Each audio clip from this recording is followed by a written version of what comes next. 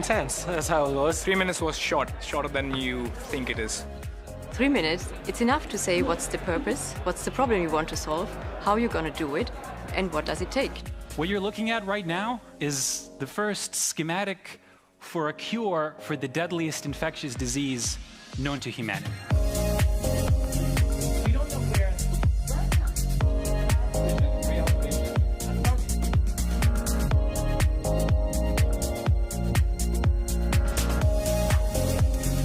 I talk a lot, so at different presentations I see myself running beyond time. So the participation has helped me learn how to carve my story and then present it in a pitch form in a very short time. Thank you very much.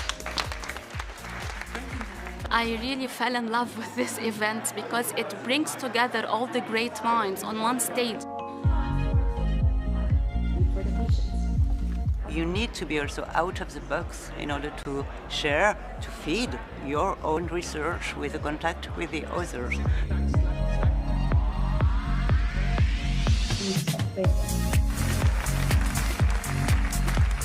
I hope that the future sees more collaborative efforts like this, where people come together, bring in different strengths and fusing those together to solve complex problems.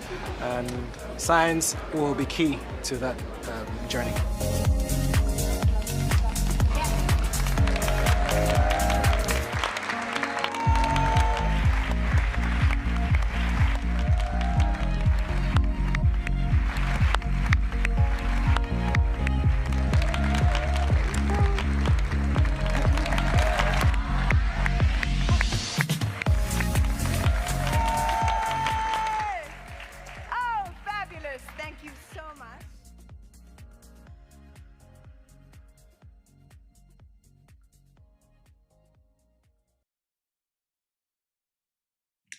Tēnā koutou e ro rangatirama e ngā mana, e ngā reo, ko tai mai nei e ngā hauwi whā. Nau mai, hara mai, whakatau mai rā. Ko te kaupapa nui I tēnei rā, ko whia te ārai ka turakina. Ke ngā kai whakawa, ke ngā whai ka tai, kia kaha, kia toa, kia mana wanui, tēnā koutou, tēnā koutou, tēnā tātou katoa. Greetings to all our distinguished guests, to our important guests, to the speakers who have arrived from around the country, literally from the four winds. Welcome to the important question of the day, which of course is, which wall will fall next? To the judges and the competitors, be strong, be brave, be steadfast. Greetings to you all and welcome to Falling Walls Lab New Zealand 2021. My name is Troels Petersen. In my day job, I am working at the Royal Society Te Apārangi, where I look after the early career researcher fellowships and some international research funding that we administer on behalf of the New Zealand government and the Ministry of Business, Innovation and Employment. And although we had to shift our event, Falling Walls Lab New Zealand 2021 online this year, I'm still very excited that we could have an event at all, because last year we had to cancel it with very short notice. So it feels great to have an event this year. And I'm really looking forward to hear all of our presentations from all of our presenters. Falling Walls Lab is, of course, a challenging, inspiring, and interdisciplinary format to showcase the next generation of early career innovators, trailblazers, creators, and visionaries. In 3-minute presentations, participants are given the opportunity to present their solutions to some of the most pressing challenges of our times to peers, our jury of experts from academia and business, and the general public. The event is inspired by the world-changing event of the fall of the Berlin Wall on 9 November 1989, with the question of every Falling Walls Lab gathering, which wall will fall next? Regional Falling Walls Labs takes place all over the world, with the winner from each lab, about 100 in total, competing to become the breakthrough winner of the year and taking home the title and the prize money at the Falling Walls Lab final in Berlin on 7 November. And although the winner of today's event most likely will not be able to travel to Germany in November because of the travel restrictions, our winner will still represent New Zealand and compete via video link at the Berlin final. But before we get into the actual presentations, it's my great pleasure to first welcome President of Royal Society Te Apārangi, Dr. Brent Clothier, for an opening comment. Thank you, Charles. Ahi ahi maria I tiwi, tēnā koutou katoa, ko Brent Clothier toko ingoa. I'm President of the Royal Society Te Apārangi, and it is with pleasure and excited anticipation that I open the 2021 Falling Walls Lab New Zealand. This event is hosted by the Royal Society Te Apārangi with support from the German Embassy, MB's Leaders Fund and Euraxess. As Trolls has noted, the Falling Walls Foundation, based in Berlin, was inspired by the dismantling of the Berlin Wall, and the foundation is globally committed to bring people together to tear down the next walls in our science and across society. So kia kaha to the 13 presenters today. I wish to thank Professor Kath McPherson and her team of jury members, and I wish them well in their deliberations. Nō reira, tēnā koutou, tēnā tātou katoa. I will hand back to Trolls, who will hand over to the German ambassador, Mr. Stephen Kravelicki. Guten Tag, Mr. Ambassador. Thank you very much, Brent. Since the beginning of Falling Walls Lab New Zealand, the Royal Society Te Apārangi has enjoyed a very strong partnership with the German Embassy in Wellington. So it's therefore my great pleasure to welcome the German Ambassador to New Zealand, His Excellency, Mr. Stefan Kravelicki, for a welcoming comment. Nau mai, here mai, ki tēnā hui. No tia mana ahau ko Stefan Kravelicki, toku inoga. Tēnā koto, tēnā koto, tēnā koto katoa. It gives me great pleasure to be part of and to open this Falling Walls Lab in New Zealand today.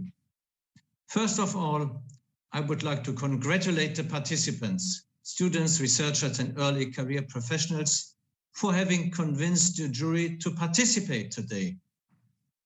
You have already done a great job. And I'm sure if I would be able to see you face to face, I would be able to see how proud you are. So I am sharing with you one same feeling, the strong wish that this wall, that this fact to be separated by a screen will soon fall. I hope that this kind of virtual settings will not anymore be for too long time the so-called new normal. In this new normal or new abnormal, we are today separated by a screen, but united by the same wish that today's Falling Walls Lab will be a great success. I would like to use this fact of being separated by a screen to say two things. First, New Zealand and Germany are separated by oceans, but united by common values and ideas.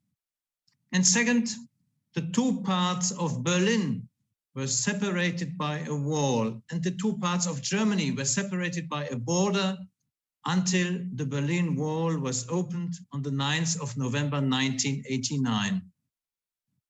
As Ambassador of Germany, and as a person who lived these historical moments of 1989, which have changed the world, I would like to mention what already has been mentioned, that the idea for today's event was created on the 20th anniversary of the opening of the Berlin Wall.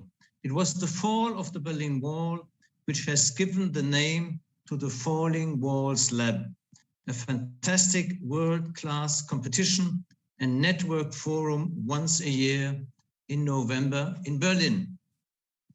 It is in this spirit that today we are asking the participants of the New Zealand's Falling Walls Lab, what are your ideas and discoveries in the fields of science, business and society that will change the world? What are your proposals for the next walls to fall? We are very keen to listen to you, and I wish you all very good luck. To close my remarks, I would like to thank everybody in New Zealand who has made this event happen. Thank you very much to the Royal Society, to Dr. Brent Clothier, Truls Petersen, and Michelle Wickens, as well as to the members of the jury. And thank you to all the institutions which are funding the Falling Walls Foundation: the German Federal Ministry of Education and Research, the Berlin Senate, which is the government of the federal state of Berlin, Google and Huawei, with the support of the Federal Foreign Office of Germany, which is my ministry, and the German Academic Exchange Service. Thank you very much. Thank you, Mr. Ambassador, for those wonderful words. Of course, when we have an event like this, the event is only as good as the presenters taking part. And in New Zealand, we have been spoiled with talent. In 2018, the New Zealand winner, Ankita Poidal from Auckland University of Technology, placed third out of more than 100 participants. So no pressure, presenters. She was furthermore invited to speak at the Falling Walls conference. Plus, she was invited as a guest to the Austrian Falling Walls Lab the following year. So a lot of things can happen from winning the New Zealand Falling Walls Lab. Last year, the New Zealand winner was Sachira Kuruppu from Meta University. Sia also did a fantastic job at the Falling Walls final in Berlin. And he got a lot of positive feedback about his project presentations. In fact, you already saw him in some of the highlights that we showed in the beginning. Traditionally, we asked last year's winner for an opening comment. Unfortunately, the Sia is now back in his home country, Nigeria, and is unable to participate via video link. But he has recorded this short message for you that we'll play. Hey Laughsters, welcome. Let me use this opportunity to say congratulations on making it thus far. This is a massive achievement and a great feat on your part. You're breaking walls just by being here, and I just want to say thank you for being a part of this experience. In a difficult year like this, New Zealand in lockdown, this is extra special that you're able to do this at such a time. May I say, it sounds cliche to say, but you're all winners. Believe me when I say you all are. You're breaking walls just by being here, and it's this sort of effort, collectively and together, fused, that we will break down the wall of COVID and other deadly viruses. I want to say welcome. Enjoy your experience. I was here 2 years ago, and I can tell you it's a beautiful, beautiful ride. Enjoy the experience, make friends, connect with others, and I'm wishing you all the very best. Thank you. Thank you, Sia, and I wonder if that video was recorded before he knew we were all going to do this online, which makes it a little bit harder to make friends, but nevertheless.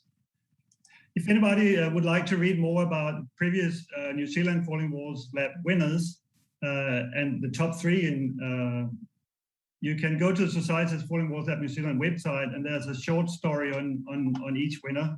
And after today, one of you will hopefully be there as well.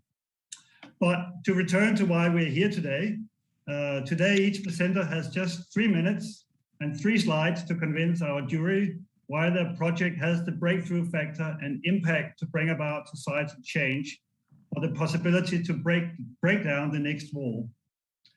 If you think that's a tough call to be a presenter, I can assure you that it's an equal tough call for the jury to try and find out who has delivered the best presentation.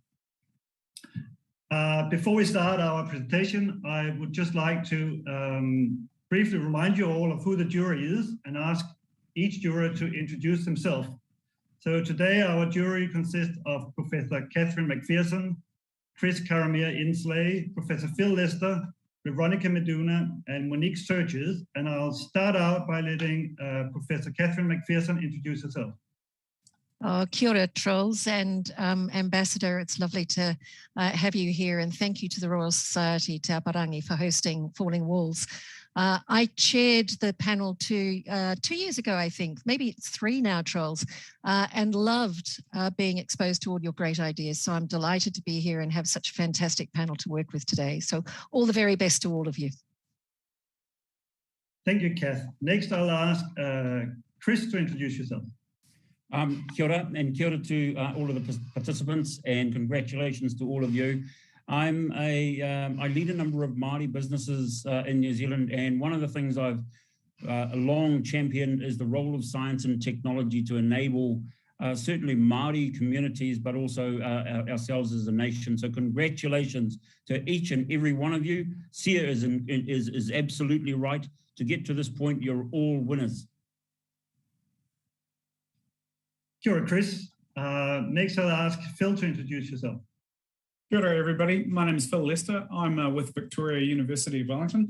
And just to echo the previous panelists' responses, congratulations on being here. It's a great achievement. Well done. Kia ora, Phil. And Veronica.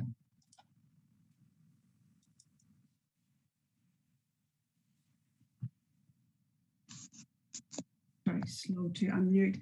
Kia ora koutou katoa, and I can only tautoko everything that's been said before me. Congratulations to all the presenters for being here. It's a fantastic achievement. For my background, I used to be a microbiologist, but then changed to science journalism, worked for Radio New Zealand for the longest possible time, and now I'm the science editor for The Conversation. But I also lived on both sides of the wall, growing up in Eastern Europe. Then we escaped, and I was in Germany when the wall came down. So it's a personal and special honor to be here on the jury today. Kia kaha to everybody. I look forward to presentations. Kia ora, Veronica. And Monique. Tēnā koutou, guten tag, hi, greetings from Auckland. It's wonderful to be here. As the CEO of the German New Zealand Chamber of Commerce, I've been involved with the Falling Walls Labs since its inception, and it's always a fantastic event every time. And those of you that have made it this far, congratulations. You will go further. It will be very, very tough for us to judge. It always is. There's always questions from everyone, and it takes a lot longer than it should do. But at the end, there'll be some great results, and we look forward to working with you. Kia ora, Monique. So I don't forget it. I just want to thank you all for volunteering your time. I know you're all extremely busy. You have lots of other things going on. So we really appreciate that you've taken time to support Falling Walls Lab New Zealand. I should perhaps also just take the opportunity to thank our supporters, which are on the bottom of your screen here.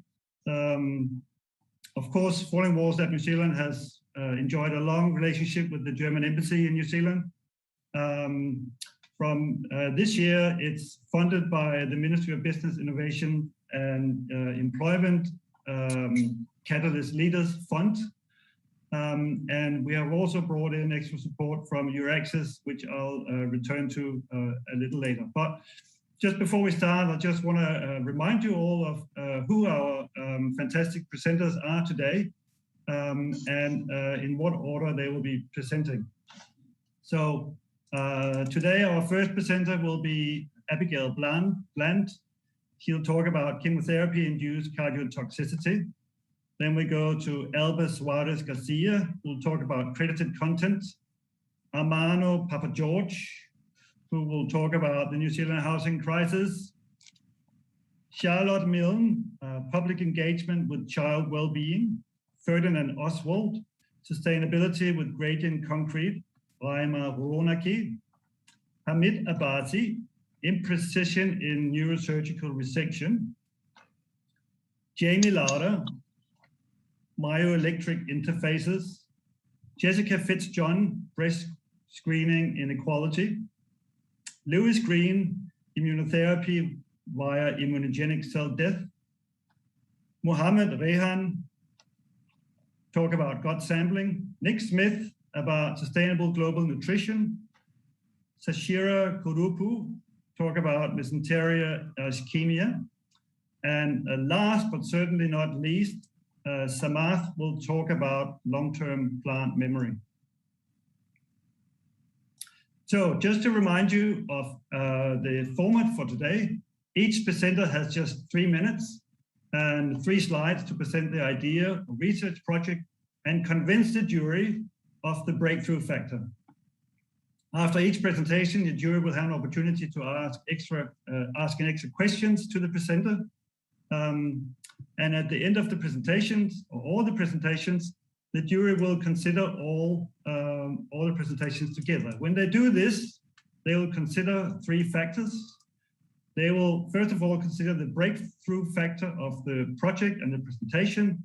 Is the project original? Does it represent a groundbreaking idea? Is it innovative? Or could it trigger other innovation processes?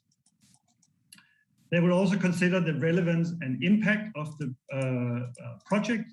What is the target group? Does it have an effect on a broad group, or does it have an impact on a small group?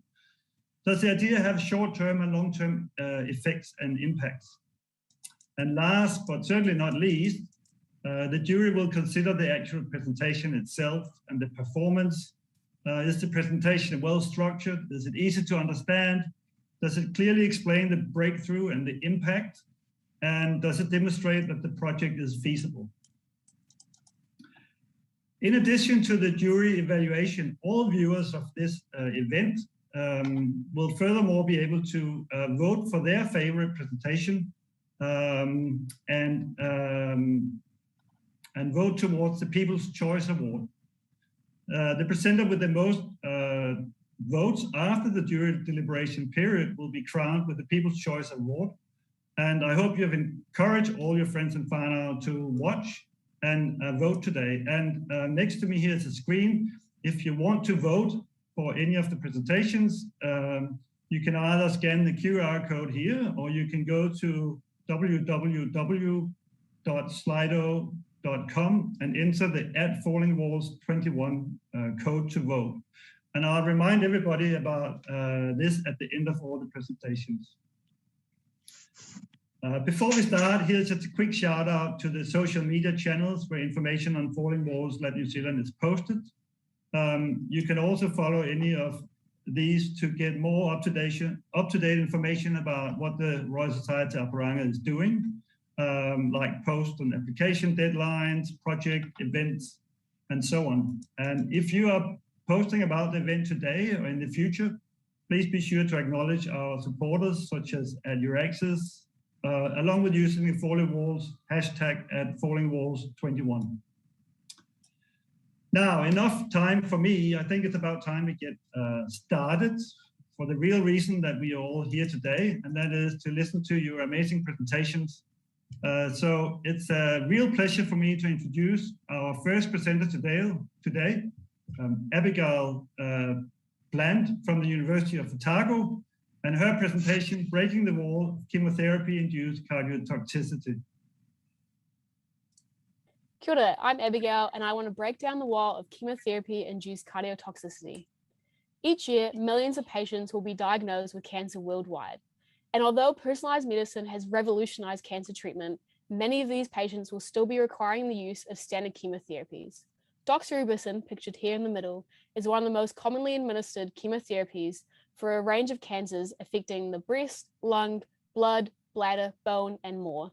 It is even commonly administered to children who have leukemia.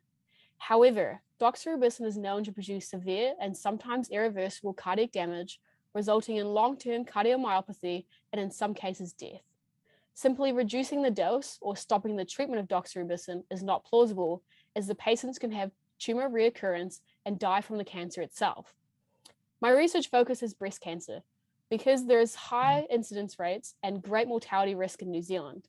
This is even more significant in Māori women, who have even greater incidence rates and greater mortality risk compared to Pākehā women. Therefore, there's a need to effectively treat the breast cancer without producing any added toxicity. And although my research interest lies with breast cancer, this research will extend to any patient receiving doxorubicin for their cancer. So how do I want to break down this wall? Well, using carbon monoxide. When we hear about carbon monoxide in the news, we ultimately think the silent killer. And yes, high doses will cause death. However, research now shows that low doses of carbon monoxide can actually protect the heart. So our lab group has produced these carbon monoxide releasing molecules that essentially deliver low doses of carbon monoxide and release carbon monoxide in physiologically relevant conditions such as the pH of blood. This essentially allows our vehicle to drive carbon monoxide to our target organ of the heart. So how do I think carbon monoxide is going to help? Well, doxorubicin's toxicity is well known. It produces cardiac cell death, mitochondrial dysfunction, which is the main component of the cell that produces the cell's energy, and inflammation. Carbon monoxide has shown to act on all these targets, but in an opposite protective manner. We've already shown that our OCOMs have been protective in models of ischemia reperfusion injury, which is where the heart is exposed to periods of no oxygen. We've shown that it can prevent cell damage and reduce inflammation. Due to this current research, we believe that this effect will extend to chemotherapy-induced cardiotoxicity. To conclude, I would like to break the wall of chemotherapy-induced cardiotoxicity using carbon monoxide to improve the survival and quality of life of both breast cancer and other cancer patients receiving doxorubicin treatment. Thank you. Thank you, Abigail. I will now ask Professor Catherine McPherson to ask you another question. Oh, thanks, Charles, and thank you, Abigail, for your presentation. And this idea of something that is toxic being a rescuer is a really interesting one. And I just wondered, of all of those who've been doing some work in this field, who's most influenced the approach you've taken? So there's not been a lot looked at specific drugs that help cardiotoxicity with chemotherapeutics.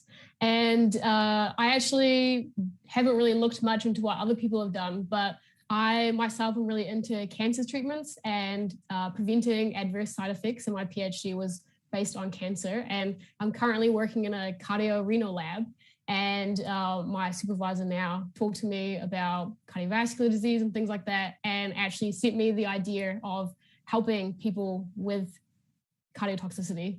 And then I was like, great, I can now bring my cancer knowledge and my cardiovascular knowledge together to treat both cancer disease and a cardiovascular disease. So I think it's treating two huge burdens that not only affect a huge range of people in New Zealand, but millions of people worldwide.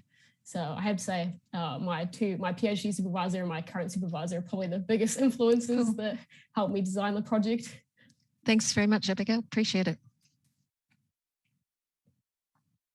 Thank you to you both. Our next presenter is Alba Suarez Garcia. She is breaking the wall of credited content. Tēnā koutou, tēnā koutou, tēnā koutou katoa. What a gift it is to be able to be here today and share this time with you, despite the drastic change in circumstances. But if there's one thing I know is that change is constant, and we just have to learn to adapt and play by the new rules of the game. Speaking of game, here's one for you. There's no need to write anything down, just listen carefully for the clues. Instead of proposing or addressing a specific problem, I'd like to share my own personal experiences with barriers that I've come across. As a student and researcher, it's expected that I'm immersed in the literature, and yet more often than not, I find myself drowning in the sea of knowledge instead of swimming in it. And this is mainly due to the jargon, not only outside of my discipline, within my discipline as well. And it's not just single words and terms, sometimes it's entire frameworks and concepts. I also find myself glancing over the author's name and wondering who they are, what's their story, their journey and background. I also think of how privatized knowledge is, with subscription fees and paywalls restricting access to publications and conferences. I'd want my work to be understood, accessible, and enjoyed by those also outside of my niche academic environments. You see, we're all living a human experience. We create meaning through our own identity and personal narratives, and our collective stories, they color the way that we interpret and interact with the world. So I was thinking of ways that I could incentivize more conversations, communication, and content creation around our meaning-making experiences. So I idealized a co-creation game. Imagine a virtual society based on the foundations of meritocracy. With its own economy and sustainable currency, credit is awarded to contributions to the society's cumulative knowledge. And participating in creative challenges unlocks rewards, access to those goods that are finally free of paywalls. It's a digital multimedia library that's transdisciplinary in nature and diverse in its deliveries, catering for different learning modalities and communication abilities. And it's also a great opportunity for education providers to sponsor content and challenges. I mean, can you imagine that publicity? This and so much more is what I envision for Arcadia, and I officially welcome you to be a part of its society. Tēnā koutou, tēnā koutou, tēnā koutou katoa. Thank you for your time. Thank you very much, Alba, for your presentation. I will now hand over to Veronica for an additional question.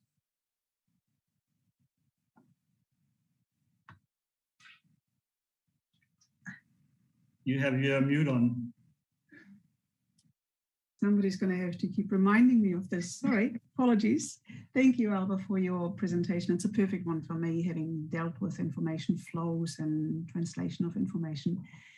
I was quite curious to ask you about perhaps do you have a real world image of this? Are you thinking with this library of a university-like place or open access journals that distribute information and freely, or some form of Creative Commons? Yeah, so the way I envision it is trying to merge together the worlds of social media, a gamification of social media, and an open access library, so that these social media spaces and this platform can be populated with really valuable content that's based on our personal meaning-making experiences, and to give more value to the thoughts that are populating our minds. Thank you. Much appreciated. Thank you, Veronica. Thank you to Alba and Veronica. Our next presenter is Armano Papageorge from Victoria University of Wellington. He will talk about breaking the wall of the New Zealand housing crisis. The housing crisis. We've all heard about it and we all know it's a big, big issue. But what we don't know is how to resolve it. It has plagued New Zealand for decades. And because of it, we have been struggling to deliver enough high quality, affordable, warm, dry, and safe homes for our citizens. And there is no question that the government wants to address this shortage. Labour's Kiwi Build scheme, for example, sought to build 16,000 homes by the end of this year. But unfortunately, could only deliver just over 1,000 by the end of May.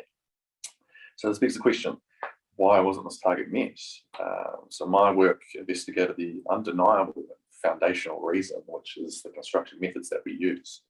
Traditional techniques such as timber framing and concrete formwork have been a staple of the construction industry for over a century. However, they possess many inherent deficiencies that are not conducive to addressing the sheer scale of the housing demand. Also, New Zealand is experiencing an ongoing shortage of skilled labour to pick up the tools and make these homes a reality. So concrete 3D printing, on the other hand, is a largely automated construction technique that has been seen exponential growth overseas in the past several years.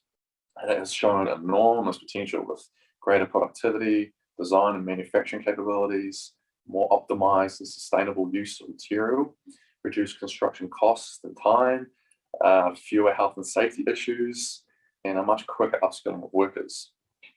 However, a lot of what's been happening overseas isn't applicable here because we have very unique and strict building codes. So the purpose of my work has been to develop a concrete 3D printing construction system that can act as a proof of concept case study for how this technique could be feasibly adopted in New Zealand. The output has consisted of 3D printed alternatives to concrete construction systems, such as an entire wall panel, CMU blocks, which is concrete masonry units, and a facade veneer, which is attaches to the outside of the building.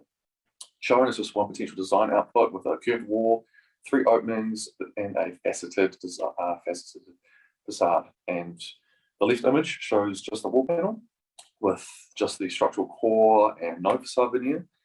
The middle shows CMU blocks with the structural core and the facade veneer incorporated as a single unit, which is also shown in the below images. The right image shows just a veneer on its own. Now, these 3 systems have the potential option to exist on their own, be mixed and matched with one another or hybridized with traditional construction systems, such as by attaching a veneer to a timber framed building. So to summarize, 3D printing most definitely is the future of construction. And my goal is to ensure that New Zealand is a part of this movement. Thank you. Thank you very much, Armano, for that wonderful presentation. I will hand over to Chris Ensley for a further question. Kia ora, Armano, and thank you for the idea, the proposal about how to try to solve a serious problem in New Zealand with the housing crisis that we have. I understand your proposal and your idea to develop a proof of concept idea, but if you look at the housing crisis in New Zealand, the average purchase price of a house is about $1 million. And what we're seeing is the gap between people's income and the ability to purchase a price at that level is widening. So can you talk me through how you think your idea will address the affordability issue? Kia ora, Chris. Thank you very much for the question. Yes, the affordability of current housing is probably the most glaring issue, let's be honest. The ability to make housing more affordable really, at the end of the day, just comes down to the affordability of production. So with conventional construction techniques such as timber framing and concrete formwork as it's currently used, the accumulative costs that occur both in the production and during the life cycle, and then eventually the deconstruction of the building, that is what, for the most part, makes the building so expensive for the potential homeowner. So what, if you were to implement concrete 3D printing, that drastically reduces the costs for the construction companies, and then therefore they can churn out a plethora of safe, warm, dry homes for New Zealand citizens at a much reduced price. So yeah, just there's an immense cost savings to be had in the initial phases of construction, which will therefore reflect, I believe, later in the track when people are looking to purchase. Yeah. Okay, thank you, Armano, and kia kaha. Thank you. Thank you, Armano, and thank you, Chris, for your question. Our next presenter is Charlotte Milne from Auckland Museum, and she will talk about breaking the wall of public engagement with child well-being. So let's hear what you have to say, Charlotte. Kia ora. Did you know that New Zealand currently ranks 35th out of 41 developed countries for childhood well-being? It's okay if you didn't know that. Instead, did you know that currently running is our largest contemporary longitudinal study of childhood development? It's called Growing Up in New Zealand, and it's following the lives of almost 7,000 children born over a year between 2009 and 10. It's cool if you didn't know that either, but it is interesting that so many New Zealanders don't. Longitudinal studies have huge importance in all of our lives, providing findings that have the potential to improve the health of entire populations.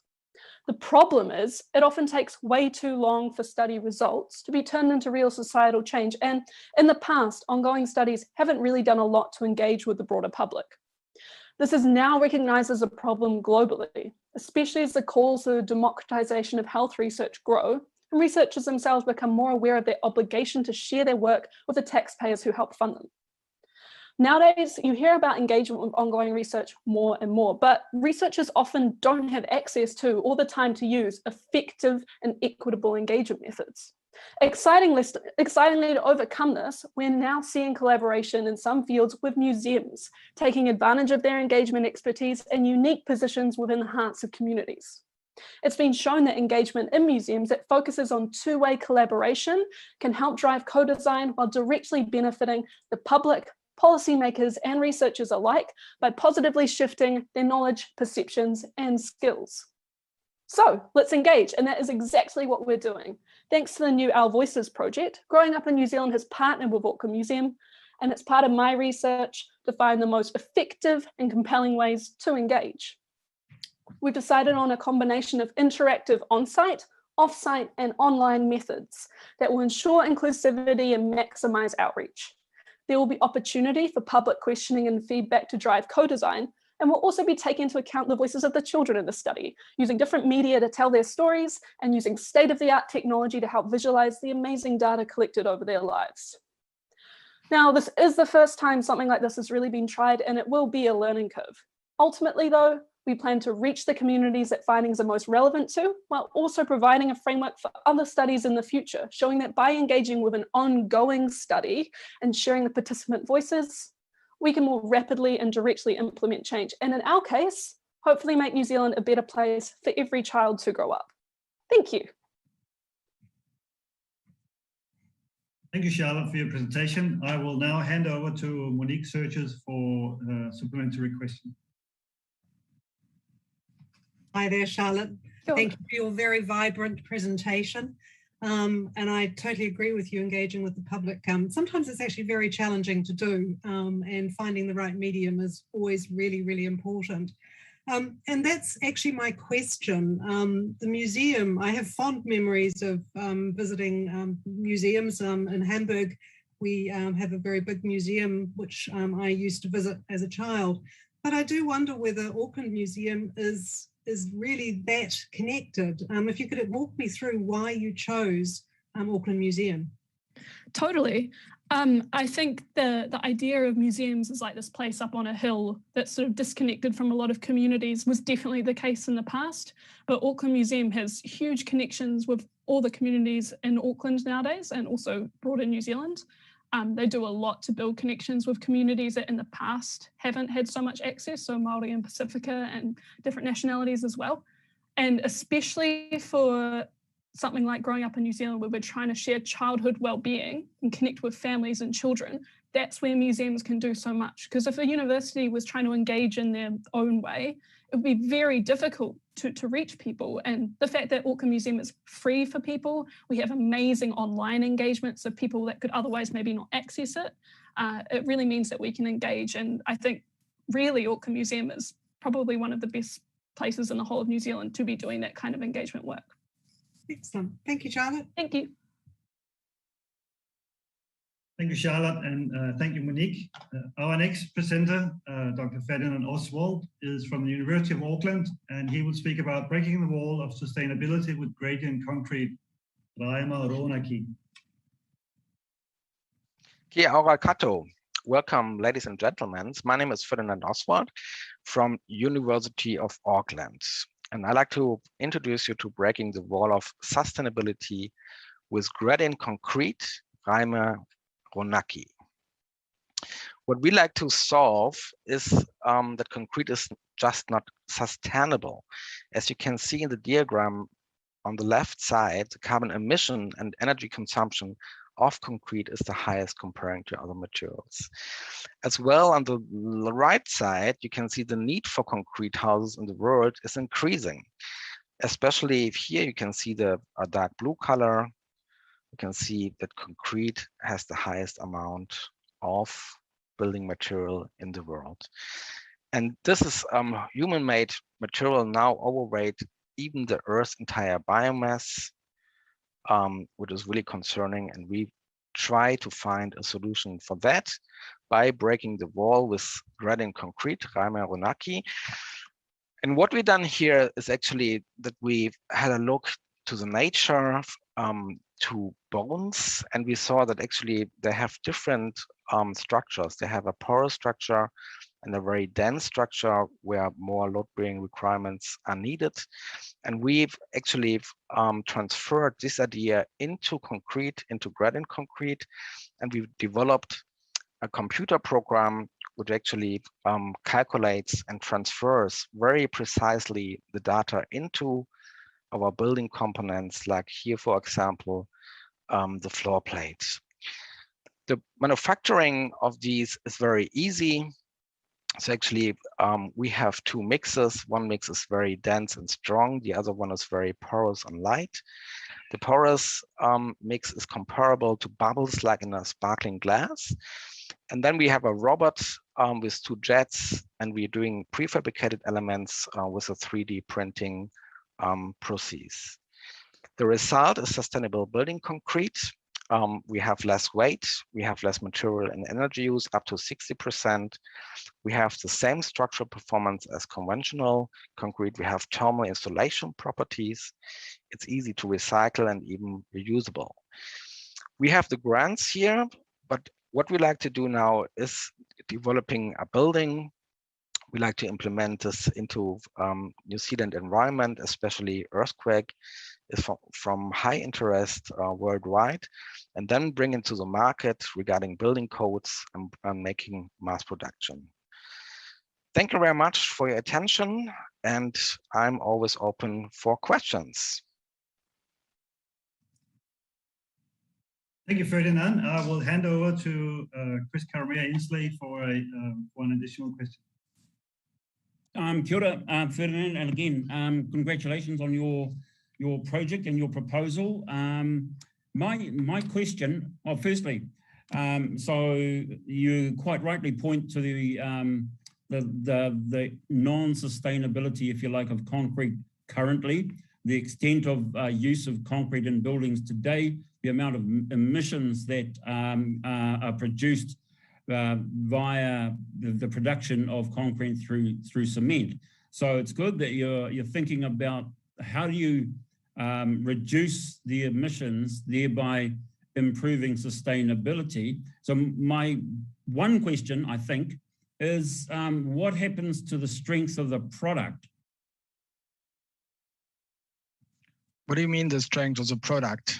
So if I'm just thinking back, linking back to your proposal, you're making, I don't actually have it in here in front of me, but you're reducing the amount, so concrete strength, I guess, is my point. Does, by creating the gradient product that you're proposing, does it retain the same strength as conventional concrete? Yeah, it do. So actually what we are doing here is that we have like these different mixers. We are using the very dense concrete. And what is happening actually when we design, for example, a floor plate is that we make it the same size everywhere, but actually that's not necessary. We need more strength at the sides. And that's why this gradient concrete example is so optimized here. And I think it's quite a very good solution because we use carbon fiber reinforcement, for example.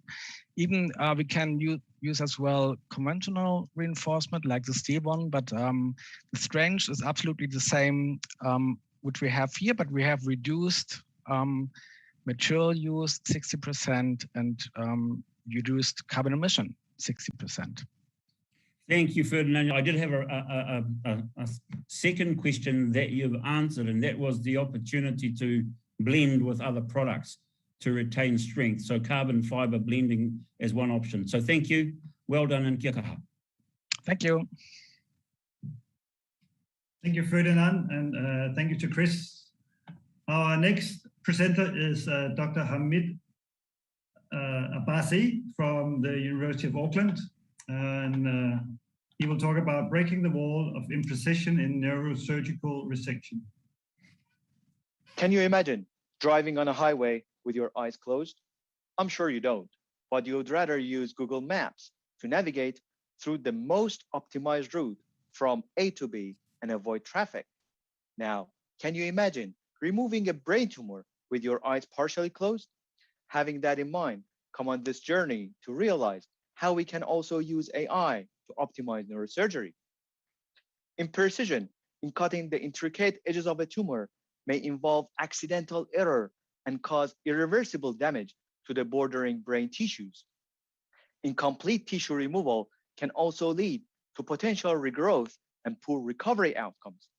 The current neuronavigation systems are inaccessible, hard to operate, and very expensive. Also, online registration failure is a key problem faced by many surgeons. Therefore, current surgical protocols are almost entirely reliant on the neurosurgeon's expertise. Surgeons currently use a limited number of conventional MRI images to visualize a virtual 3D model of the tumor and its surrounding structures in their minds. These images do not provide real-time information about the surgical environment or what exact edges are safe to resect. For instance, a surgeon can only use these images during surgery to roughly guess how far they are operating from a nearby critical structure. Here, we propose a revolutionary cutting through the cutting edge solution that harnesses the pioneer computer vision technology to resolve uncertainty in the neurosurgical resection. In this multimodal MRI image, we can intuitively locate a brain tumor surrounded by healthy brain tissues, cranial nerves, and blood vessels. We propose an advanced visual guiding platform to actively co-register data and superimpose these spatial visions on the surgeon's field of view. This will enhance safety and allow surgeons to confidently navigate in the surgical zone by virtually flying through to the invisible sites, locate the surrounding structures relative to the tumor, and improve precision while they are operating on the brain. Our proposed technology will also automatically identify the exact margins of a tumor and projects its suggested virtual cutting guidelines on the surgical displays. This will augment surgeons' ability to know where optimally is safe to resect. It is now time to make neurosurgery safer than ever. Thank you. Thank you, Hamid, for your fascinating presentation. I will hand over to Phil Lester for a supplementary question. Sure, Hamid. Really nice talk and really nice technology. It is a live thing, is it? So it's you're seeing this as you are cutting into the patient and seeing the surgery progress. How far off is this technology? Where are you at with it? So is it next year, 10 years? Where are you going? Thanks, Phil. That's actually a very great question. So the question is, whenever we want, all the elements that we need is there. What you just saw is the future of surgery. And it's not a big claim if I say we are already there. We just need to put the elements and all these puzzles next to each other in terms of we do have the software ready, we do have the hardware ready, we do have the infrastructure ready. Everything is there. We just need to put them together and provide this platform to the surgeons. So the answer is, I think I provided the answer to that question. Great, thank you. Yeah, no worries. Thank you, Hamid, and thank you, Phil. Our next presenter is Jaime Lara from the University of Auckland. And Jaime will speak about breaking the wall of myoelectric interfaces. Tēnā koutou katoa. Buenos dias a todos. Good morning, everyone. My name is Jaime Lara. I'm a PhD student at the University of Auckland, and I have a small question for you. Think back to the last time you had a meal using a fork, held a cup of coffee, got dressed, or tied your shoelaces. Do you remember how difficult it was to coordinate your arms, your hands, and your fingers to achieve those tasks? You probably don't, because it wasn't difficult at all. In fact, it came naturally. However, think of how complicated these everyday activities can be for one of the more than 20 million people worldwide who have undergone some kind of partial or total upper limb amputation. A majority of them are candidates to be fitted with a functional prosthetic device, which is intended to restore the normal functions of the missing body part. The most advanced of these are robotic prostheses, which are controlled by the user through a myoelectric interface. A myoelectric interface detects the electrical signals produced when muscles contract, called EMG signals, and uses them to activate robotic limbs. Sadly, existing myoelectric interfaces cannot replicate the human hand's dexterity and natural range of motion, since only a very small number of muscle signals can be captured using bulky electrodes placed on the arm or hands. The question is then, how can we break down the wall between users and prosthetics to improve the dexterity of these devices? The solution is literally in our hands. My research focuses on developing high-density electroarrays that increase the spatiotemporal resolution of EMG recordings to expand the capabilities of robotic prostheses that use a myoelectric control interface. This is achieved by designing paper-thin flexible electroarrays comprised of more than 200 individual channels, which can be applied as a second skin over the remaining muscles of the hand and forearm. These electrodes are capable of recording the EMG signals of muscles used during fine motor movements. Doing this, we can simultaneously map the electrical activity of several muscles in time and space, which increases the amount of information obtained and allows us to understand the biomechanical synergies between these muscles. Afterwards, we can visualize hand and finger movements related to muscle activity using data extraction techniques, which paired with machine learning algorithms can correlate the changes in electrical patterns of muscle contractions with specific motions, and use these patterns to predict the intended movements of the user in order to control robotic devices. Currently, more than 30 different motions have been successfully classified with up to 95% accuracy, and the outputs of the machine learning algorithms have already been successfully translated into actuator commands for robotic hands. The breakthrough of my project is the development of novel electroarrays and signal processing methods, which in combination with advanced robotics will create seamless interfaces that expand the current capabilities of prosthetics, blurring the line between natural and artificial limbs. Thank you for your time. If you have any questions, I'll be happy to answer them. Thank you very much for your presentation, Jaime. You made me think about how I drink a cup of water now. I will now hand over to Veronica Medusa for a supplementary question. Thank you, and I'm thinking about tying my shoelaces now. I would like you to, that final image that you have where you stretch from the current prosthetics through your sensors, the machine learning that comes with it, to the idea that you have. If you take it to, say, a prototype or the finished product, would it be close to what I can do with my hand? Can you envisage having a prosthetic arm or hand that could do the same? Yes, definitely.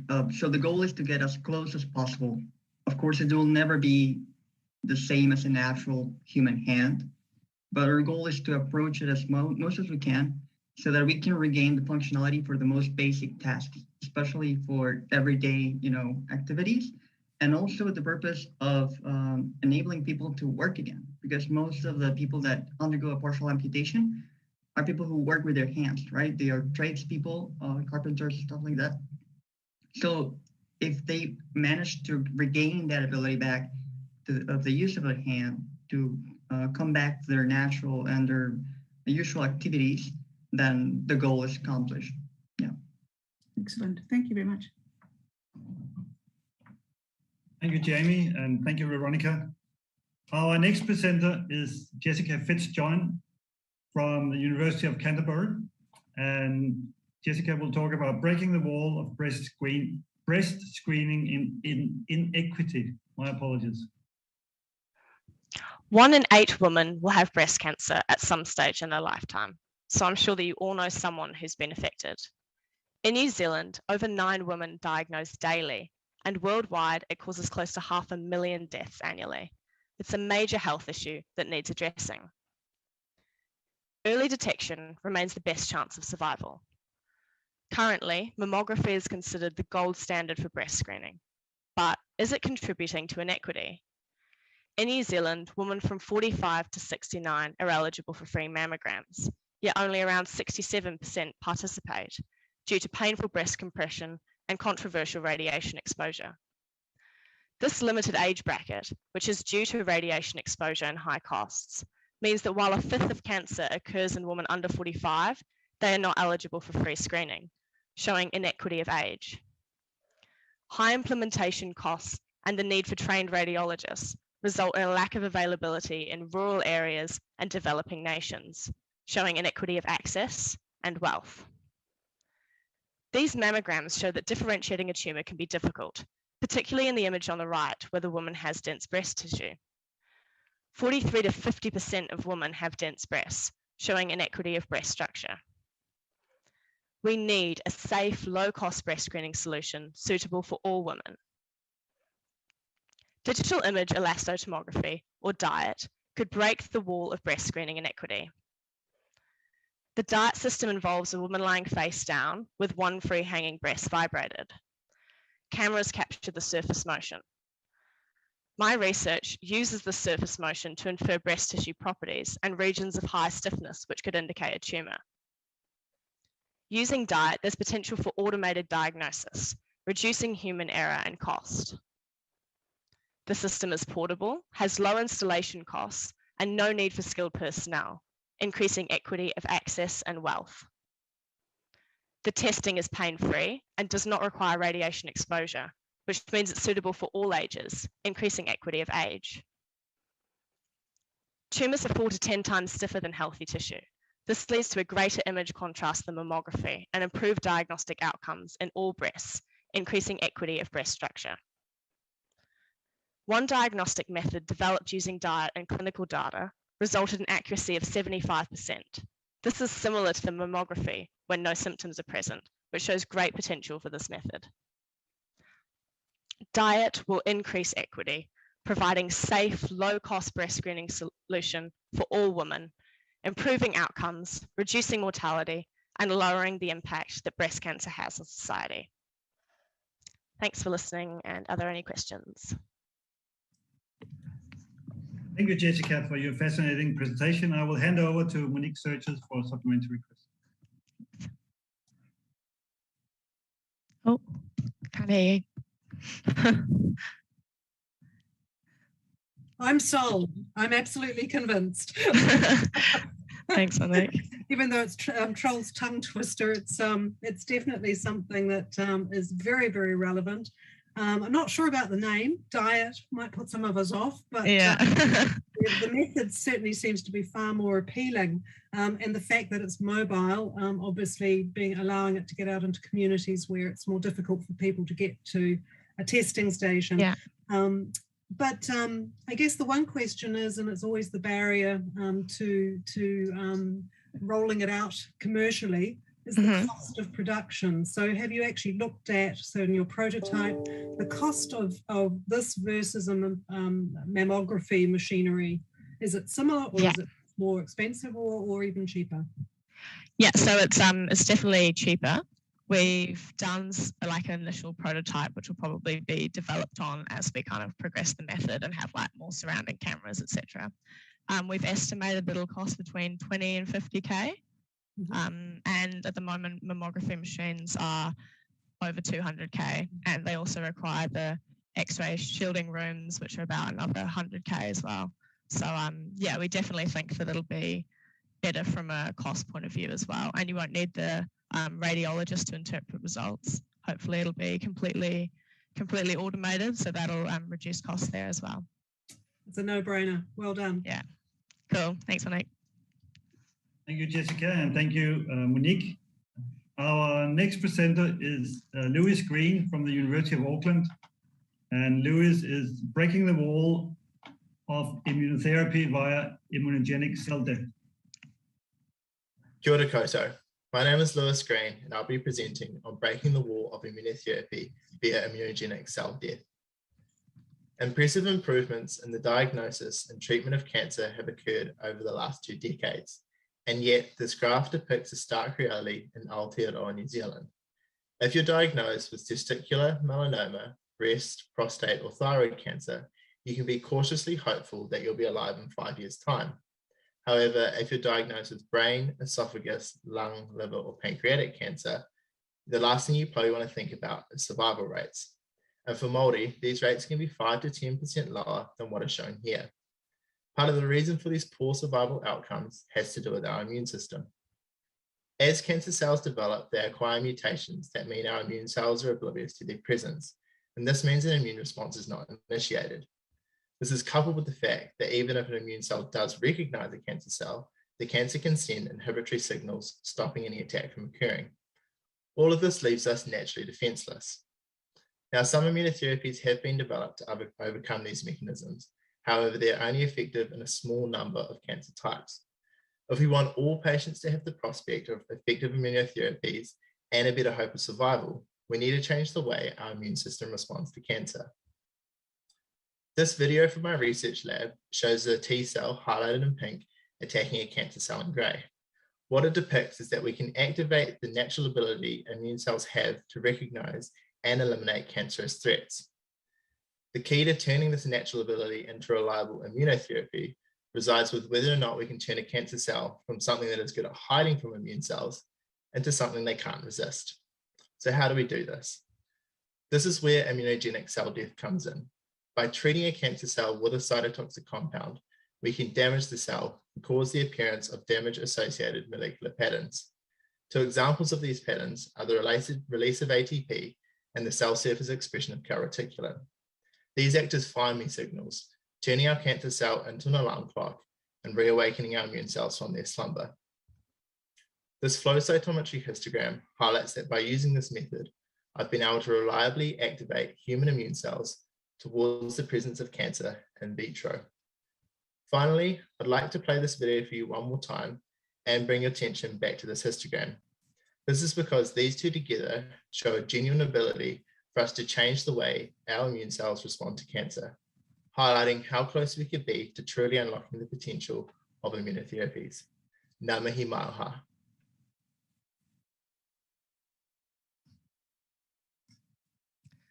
Oh, Trolls, you're on mute. I just realized, my apologies.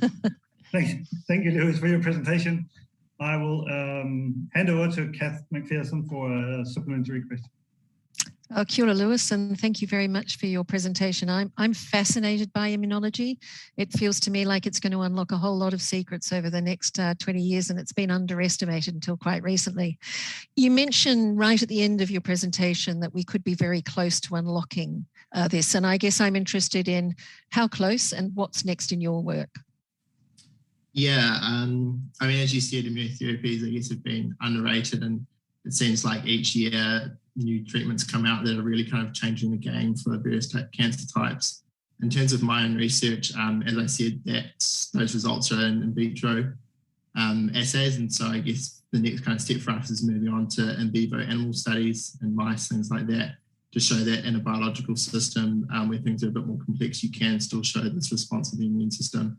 And that's obviously kind of the step before you then go to clinical trials, kind of first phase clinical trials. So I guess kind of over the next 2 to 3 years or something like that, we'll be able to progress through to that point. Great, thanks very much. Thank you. Thank you, Lewis, and thank you, Kath. Our next presenter is Mohammed Rehan from Meta University, and Mohammed is breaking the wall of gut sampling. Digestive tract problem incurred a cost of $136 billion in US alone, which is more than any of the other costs like heart disease, trauma, and mental health issues. It is not only a financial problem, gut-related problem leads to 95 million doctor visits per annum in US alone, which is a massive burden on their healthcare system as well. And worldwide, 8 million people die every year due to gut-related problems. And here in New Zealand, 14 people are diagnosed and 8 Kiwi die each day due to gut cancers. And gut-related problems also include ulcer, celiac disease, and there are so many other diseases as well. Gut regulate stress, anxiety, mood, and behavior, so it can address mental health issues. And it's really helpful in early diagnosis of gut-related problems like obesity and diabetes. One of the major challenges, we do not have tools to fully diagnose the gut.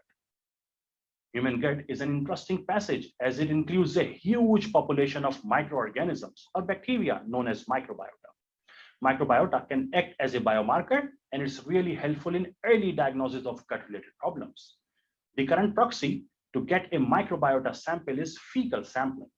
Fecal samples are non-invasive and easy to collect, but they are collected after traveling through 9 meters long GI tract. So they are highly contaminated, and it is not possible to localize these samples, which means we cannot associate a particular disease to a certain location. To break down this wall of gut sampling, I have developed a robotic capsule, which is similar to the size of a big vitamin pill. The robotic capsule is easy to swallow, and it's 100% minimally invasive. The robotic capsule can travel through entire gut and collect a sample from any location of the gut and avoid contamination with the help of its sealing mechanism. We are the first one in the world to collect a microbiota sample from gut lining. The robotic capsule, once reaches its target site, It opens to collect a sample of microbiota and then closes to save it from contamination. I have tested my robotic capsule in a specialized experimental setup, which can keep an intestine alive for 6 hours. The living intestines of 3 animal species has been tested, and robotic capsule has collected more than 100 microliter content, which is sufficient to do the lab analysis. The lab analysis of my collected sample had revealed that I have collected the microbiota. In future, you will see a robotic capsule going through your gut, taking out a sample of your microbiota, and that's how we can early diagnose gut-related problems. The robotic capsule can increase the life expectancy and improve the quality of life, and we can save a high proportion of 8 million lives per year. Thank you. If you have any questions, I'm happy to answer. Thank you, Mohammed. I will hand over to Phil Lester for a supplementary question. Sure, Mohammed. Nice talk. This is really cool technology. How's it controlled? Is it on a timer? Do you artificially activate it? How do you do that? And have you swallowed one? Yep. So at the moment, what's happening is we can track it with the help of imaging devices. So a few of the imaging devices are X-rays, but we are working towards the ultrasound machine. So they are less invasive as compared to the exposure.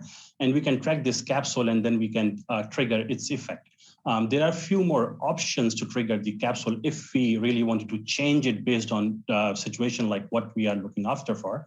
So it can be triggered based on the pH level because the pH level changes from stomach to intestine when it moves there. So we can trigger it, and then it has an electronic system in it, so it can control the timing as well.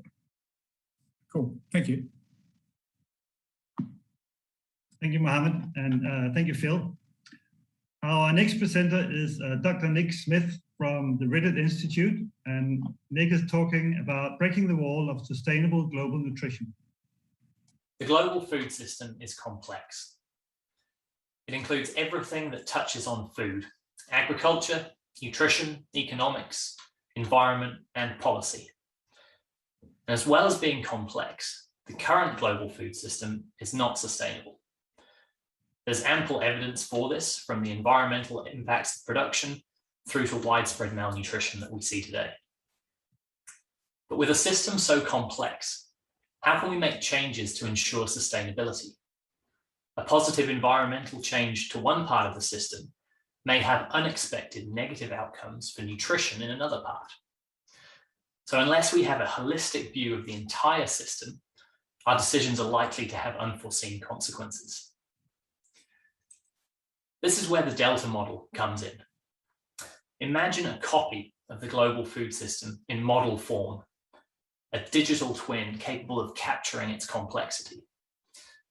This model could then be used to test our thinking on the sustainability of future changes to the global food system. Will these changes deliver nutrition to the global population? Will good food come at a fair price for both the consumer and the producer? And will food production minimize the damage to the environment that it depends on? But given the complexity of the global food system, is such a model feasible? Well, the answer is demonstrably yes. The nutritional side of the model is already complete and publicly available. It has allowed us to identify some of the vulnerabilities in our current global food system too. For example, Delta has shown us that reducing food waste won't actually resolve vitamin and mineral deficiencies because we waste less of these nutrients than we do of, say, protein or energy. The task of incorporating environmental impacts into the model has also begun, starting with the land needed to produce food and what will happen to human nutrition in the future if crop yields change. You will all have seen the debate around what we should eat to save the planet. But this is a dangerous debate to have without a holistic view of the facts. Breaking the wall of sustainable global nutrition starts with having the tools to understand the global food system. With these in hand, we can set about sustainably nourishing a growing population, both now and in the future.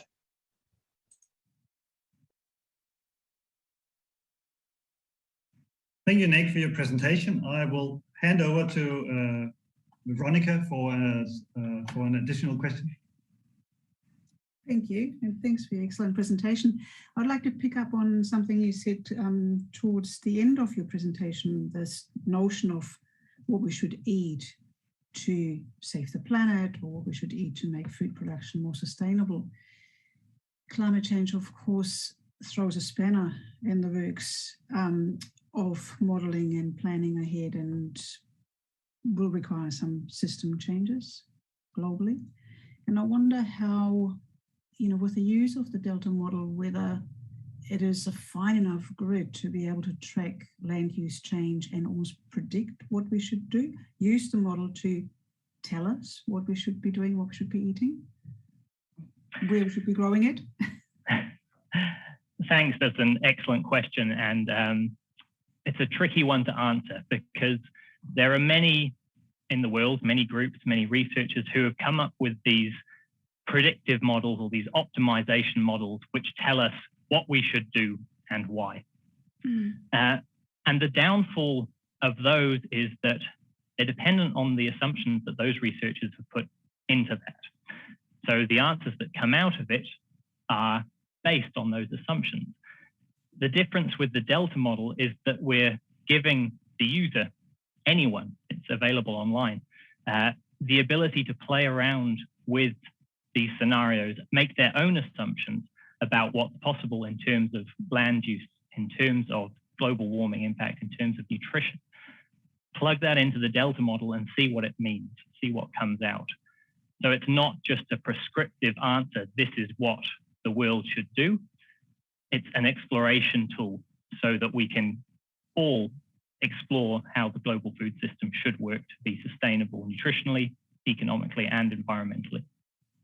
That sounds almost like an inbuilt ground truthing in some way, because it is from the bottom up, as you said, directly from people in their place. And I think that's a better way to reach people than telling them this is what you must do. If they're able to discover that for themselves, I think we're more likely to achieve change. Excellent. Thank you very much. Thank you. Thank you. Thank you, Nick, and thank you, Veronica. Our next presenter is Sachira Kuruppu from the University of Auckland. And the title of the presentation is Breaking the Wall of Mesenteric Ischemia. Kia ora, aiboa. I'm Sachira. I'm an electronic engineer, and I'm currently doing my PhD at the Auckland Bioengineering Institute. Today, I'm going to talk to you about a medical condition that had been overlooked for over 70 years. Mesenteric ischemia is a condition that affects the normal functioning of the intestine and causes symptoms such as severe abdominal pain, nausea, and vomiting. It occurs due to restricted blood flow, which can be caused by narrowing of blood vessels or due to blood clots. This leads to an insufficient supply of oxygen to the affected area, and in prolonged cases lead to tissue death. Currently, mesenteric ischemia is diagnosed using a technique called angiography, where a contrasting agent is administered into the mesenteric blood vessels and X-rayed to identify obstructions. However, misdiagnosis of mesenteric ischemia still remains high. Morbidity and mortality from this disease are largely due to delayed diagnosis in advanced stages. Like the heart, intestine is also electrically active. It is driven by two bioelectrical events called slow waves and spike bursts. The abnormal activations of these bioelectrical events and the resulting abnormal contractile patterns may also be indicative of this condition. Here I have presented two video sequences of the bioelectrical and contractile activity, one in the healthy intestine and another during ischemia, induced by clamping mesenteric blood vessels. In the healthy intestine, slow waves propagated throughout the segment. But during ischemia, the surrounding slow waves could not enter in the ischemic region and the propagation was blocked. The slow wave activations became sporadic and the frequency of slow wave events decreased. On the other hand, the frequency of spike burst events increased in the ischemic region. These spike bursts activated as circular patches and caused a spasm of circular contractions. Ischemia also led to an increase in the muscle tone and caused a prolonged reduction in the diameter of the ischemic segment. When the blood supply was restored after 20 to 30 minutes, the activity returned back to normal. These results indicate that the abnormal spatiotemporal activations of slow wave, spike bursts, and the abnormal contractile patterns can objectively identify ischemic intestinal segments before physiological changes. In the future, the ability of non-invasive techniques to detect these biomarkers can be investigated. Such investigations will lead to better diagnostic tools, and we will finally be able to break the wall on mesenteric ischemia. Thank you. Thank you, Sachira, for your wonderful presentation. I will hand over to Kath McPherson for a supplementary question. Kia ora, Sachira, and thank you for your presentation. I particularly liked as a health professional to be reminded of the electrical activity of the gut, which we sometimes don't think about. And I think, you know, it does potentially hold the key to a number of new understandings. So thank you for that. I was interested, I guess, in what was the current technology you utilized to produce those videos, and how do you imagine it being non-invasive? So the purpose of our current work was to identify these biomarkers. And the method that we use currently is like the best method to identify those biomarkers, because currently we place high resolution electrodes on the intestine, and that gives us better quality electrical signals, and then gives us a higher resolution of those electrical events. And also we used a cross-polarized camera system positioned perpendicularly above the intestine to capture the contractile activity. And that also gives us lets us clearly identify the contractile activities. So in the future, we envision that we will be able to use non-invasive techniques such as electrogastrography, which is a technique where you place electrodes on the surface of the abdomen and then use those electrical recordings to localize the electrical activity in the intestine. And also there's another technique called magnetoenterography, where you use magnetic recordings to localize the electrical activity. So we think that once we identify these biomarkers, like what we have done now, we can then look at using non-invasive techniques to see if we can identify the same biomarkers using those techniques. Great, thank you very much. All the best with your work. Thank you. Thank you, Sachira, and thank you, Kath. Our last presenter of today is Dr. Samarth from Plant and Food Research, who is talking about breaking the wall of long-term plant memory. Every year, 25 million native birds, yes, 25 million, including 60% of our young kiwi chicks, get killed by the attacks of either rats, toads, or possums. Horrifying, but a harsh reality. Even after some serious efforts to control their population, these predators manage to grow into so many large numbers, only to realize because of another phenomena known as masting, where a plant flowers heavily but at irregular intervals. Masting is predominant in New Zealand and leads to massive amount of seed production, which allows these predators to feed and reproduce freely. And once they run out of their seeds, they start to prey on our endangered birds and other native animals. Our Department of Conservation has to spend nearly $15 to $20 million every year towards predator control to protect our native birds. Hence, it becomes crucial to determine when plants are going to mast in order to devise strategies for effective predator control. Researchers from New Zealand have hypothesized a delta T model to predict masting. Turns out, not the only delta that we care about. A model currently used by DOC predicts masting very well in many endemic plant species. It states that plants are able to come into flowering if the mean summer temperature of the previous year is significantly greater than the mean summer temperature of the year before. That is, the higher the temperature difference between two successive summers, that is higher the delta T, greater are the chances of having a masting event. But the real interesting question is, how on earth plants are able to not only measure the temperature, but also remember it over the years without a nervous system? My research explores this question and suggests that plants need two things to undergo masting. They have a molecular thermometer and a molecular memory chip inside them driving this masting syndrome. And by using molecular and computational tools, I've identified genes in two different masting species that not only controls flowering, but also respond to the delta T. As shown in the figure, lower expression of the gene is often associated with non-flowering plant with a lower delta T, while a higher expression of the gene induced by a higher delta T change leads to heavy flowering. This clearly shows that plant can remember temperatures over a year and possess an intrinsic summer memory, discovered for the very first time in the history of plant science. And I believe by breaking this wall of long-term plant memory, we can predict masting more efficiently in future, especially during the times of climate change. We can save millions of dollars and use it to boost and reestablish the population of our endangered birds and animals, who are the very reason behind our nature, our culture, and our well-being. As they say, "Eho ama inate oroa te tangata." My friends, this is the essence of life. Thank you. Kia ora.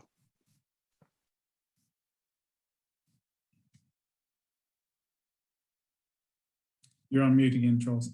Sure, Samarth, my apologies. I'll hand over to Phil Lister for a supplementary question. Sure. Really cool discovery. That's really interesting. So the proteins the genes are expressed, and they must produce something that hangs around for a year or so for them to remember it. Is that correct? Thank you, Phil, for asking that question. It is partially correct. I won't say it's fully correct. The genes are not fully activated for all the time. It's basically comes down to be an epigenetic mechanism, which I haven't really touched down to it because it's another whole lot of world. Sure. Yeah. So that's the process that controls this summer memory that allows this elevation in the expression of the genes to then induce flowering. Are the genes the same in both the species that you looked at? Functionally, yes. Structurally, and no. Okay, cool. Yeah. Thank you. Yes. Thank you, Phil.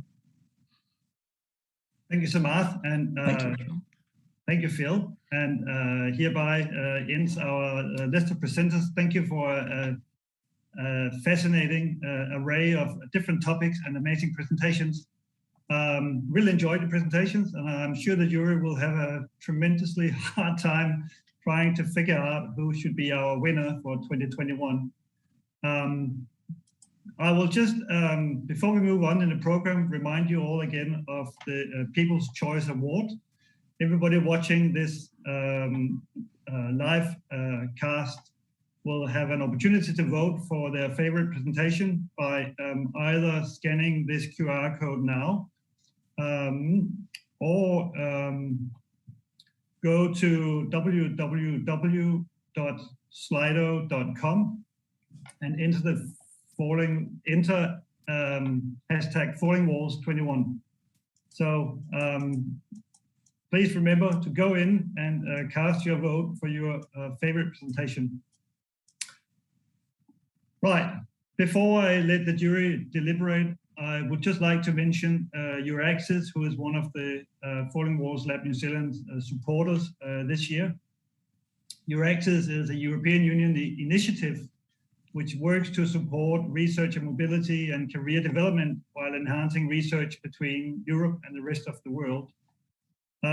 Regrettably, the regional Euraxess coordinator for Australia and New Zealand, Nishan Chandelier, was unable to join us today, but he has recorded a short video message that I will just like to share with you. Good afternoon, all of you. First of all, many congratulations to all the finalists of the Falling Walls Lab New Zealand competition, and to all the participants who endeavored to submit their Breaking the Wall ideas. These are unique circumstances, and hence your efforts of presenting solutions to some of the most pressing global challenges in an accessible way is highly appreciated. I am Nishan Sandilia, Regional Coordinator for Euraxess Australia and New Zealand. Euraxess is an initiative of the European Commission that addresses barriers to the mobility of researchers and seeks to enhance scientific collaboration between Europe and the rest of the world. We provide free information about European research, career opportunities, international collaboration, and networking possibilities. These are exciting times for international research collaboration, as last week we did the official launch of Horizon Europe in Australia and New Zealand. Horizon Europe is the European Union's key funding program for research and innovation with a budget of 95.5 billion euros for the period of 2021 till 2027. To all those who are watching this, if you are interested in European funding as a researcher or if your institution would want, to work on projects in collaboration with European research organizations, get in touch with us. Consistently to our philosophy of reducing barriers to scientific collaboration, we have decided to partner with the Royal Society Te Apārangi to be involved with the Falling Walls Lab in New Zealand. It would have been very logical for Euraxess to offer today's winner a trip to Europe to visit a laboratory of their choice, as we have done in other parts of the world in the past with the Falling Walls Lab. But with the current COVID-induced circumstances, we will invite the winner to do a virtual course in scientific communication with European trainers, which will help him or her to prepare for the international contest in Berlin. In addition, we will also facilitate connections desired by the winner in Europe should they want to establish contacts.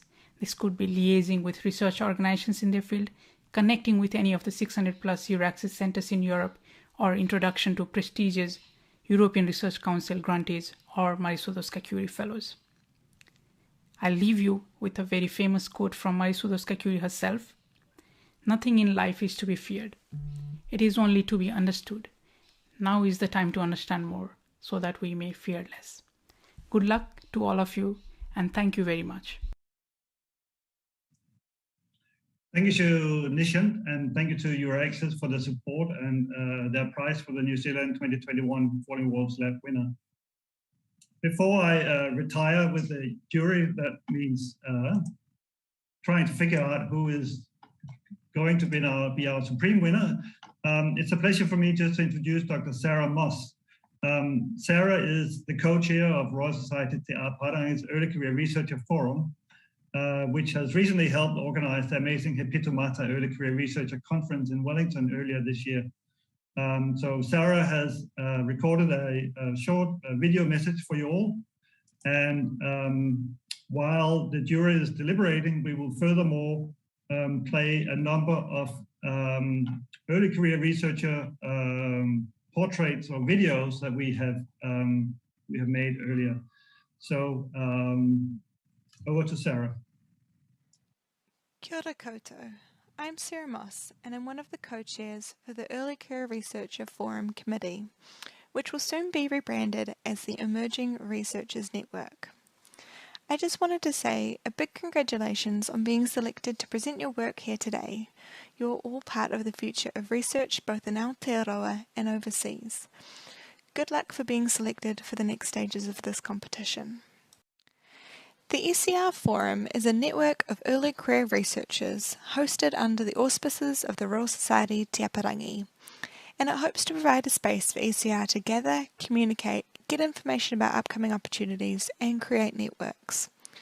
The former president of the Royal Society Te Apārangi, Professor Wendy Lara, had 3 clear priorities during her presidential term. These were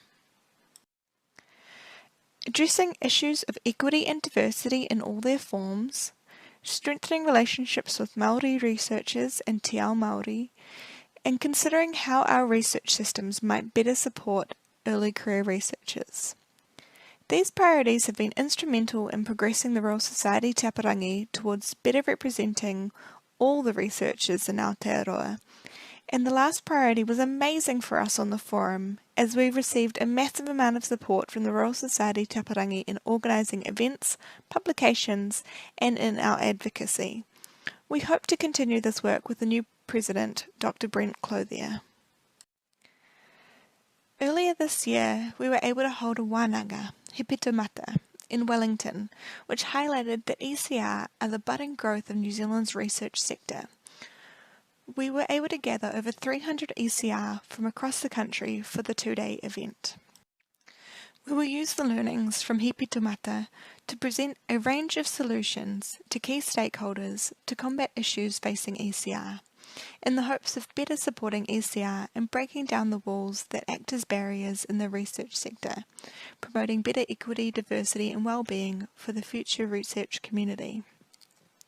In addition to this, the Forum Committee hosted a Zoom meeting in early 2020 with hundreds of ECR from across the country to discuss the issues arising from the COVID-19 pandemic. And this was followed by a survey, and the output documents from these events directly contributed to the establishment of the Whaitanga Fellowships this year, which allowed the funding of 30 postdoctoral fellowships for 2 years. We also have in the works an ECR special issue of the Royal Society Te Apārangi Journal that will highlight the broad range and excellent quality of research being conducted by ECR across Aotearoa, and we are planning to publish this next year. We have plans for upcoming events, including hosting a range of talks in a summer series, which we'll be advertising over the next couple of months. Many ECR are eligible to join the Royal Society Te Apārangi as professional members, or you can sign up to the Royal Society newsletter to keep up to date with their work, and a range of different opportunities that are available. Details for this are on their website, and both the Royal Society Te Apārangi and the ECR Forum have Facebook pages. There is also the opportunity to join the ECR Forum Committee, who works closely with the Royal Society Te Apārangi. This allows us to have access to key stakeholders and advocate for better conditions for ECR, as well as organising the events and special publications that I've mentioned. Please consider joining the ECR Forum mailing list and the Royal Society as a professional member, and please get in touch if you have an interest in being involved in our committee.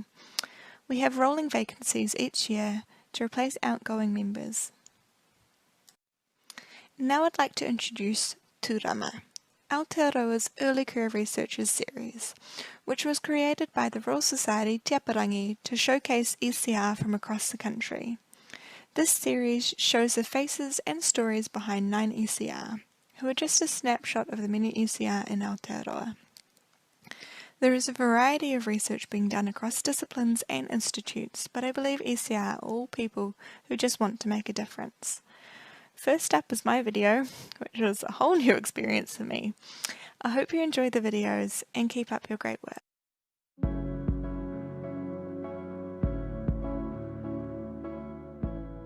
I am Sarah Moss. I research red kiwi fruit, and I am an early career researcher. My research is looking into red kiwi fruit colour. So you have the yellow ones and you have the red ones, but we want to understand what the plants are doing specifically to produce the red pigments. There's been a lot of research in how they're quite good for human health. Also, they're quite novel and exciting, and so it kind of gets into a new space of kind of exciting new kiwi fruit varieties. I do what I do because I really love plants. They make a lot of sense to me. They give us oxygen, they feed us, they clothe us, they bring us a lot of joy when we're out and about in nature and doing gardening. I really like to try and understand how plants develop and how they produce fruit and flowers, the different ways that they can grow, and whether or not there are ways that we can boost how much nutrients they have in them, and whether or not we can just kind of harness the power that they already have. In my office, I have in pride of place on my desk a Barbie scientist. I like the idea of inspiring young girls to know that science is a possible career, so I bought a scientist Barbie for my niece one Christmas. She's very excited by it, and then also I opened my presents and my mum gave me one. So now it sits on my desk, and I really like some of the statements it has on the back around what scientists do in terms of like they research the world, and that you too can be a scientist if you want to be. Being an example for young women getting into science is really important for me. I want my nieces and I want all the children who are kind of coming through primary school and who are learning a lot about what's going on in the world. I want them to be curious about the ways that they can change things and fight for what they value. And I think just letting them know that it's okay to be curious, there are career options for them to find what they're interested in and then make that into a job. Try not to worry too much about what everybody else is doing and just be true to yourself and believe in yourself.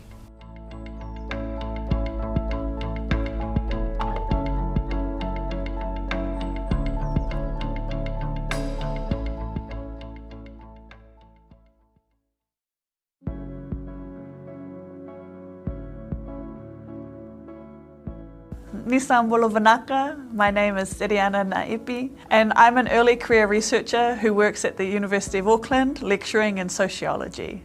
It's common in Pacific education circles to speak of navigation. For us, we can stand on one island and see the next island we plan to go to. The problem for us is that we are slowed on our navigation to our next island. We're slowed by universities and their habits.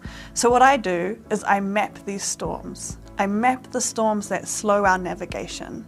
So this is for people who can't understand or see the racism and sexism that's slowing our journey. 3 months out from submitting my master's, my supervisor, Professor Irene, asked me if I'd thought about going to do my PhD and had I thought about international study.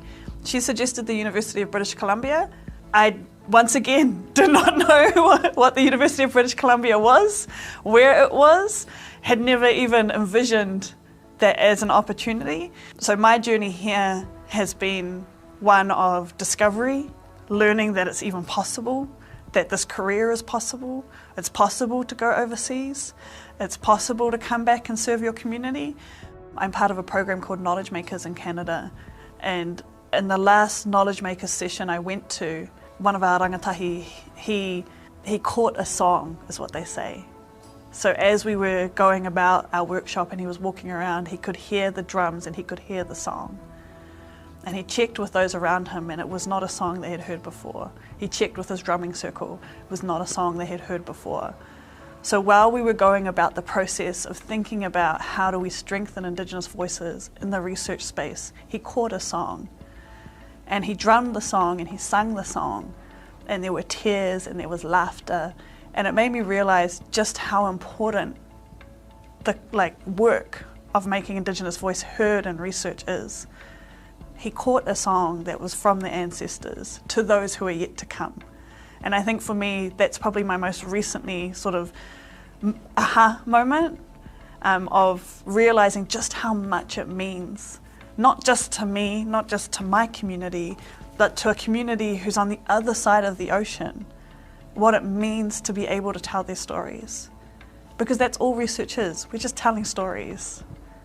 As Indigenous researchers, we have to change the story that's being told about us. The stories being told about Pacific people are not from our voices. They're from voices of people who have watched us and decided what our story is. It's time for us to tell our story. And that's why research is important. It's just storytelling. And it should be us. Should be our voices telling our story.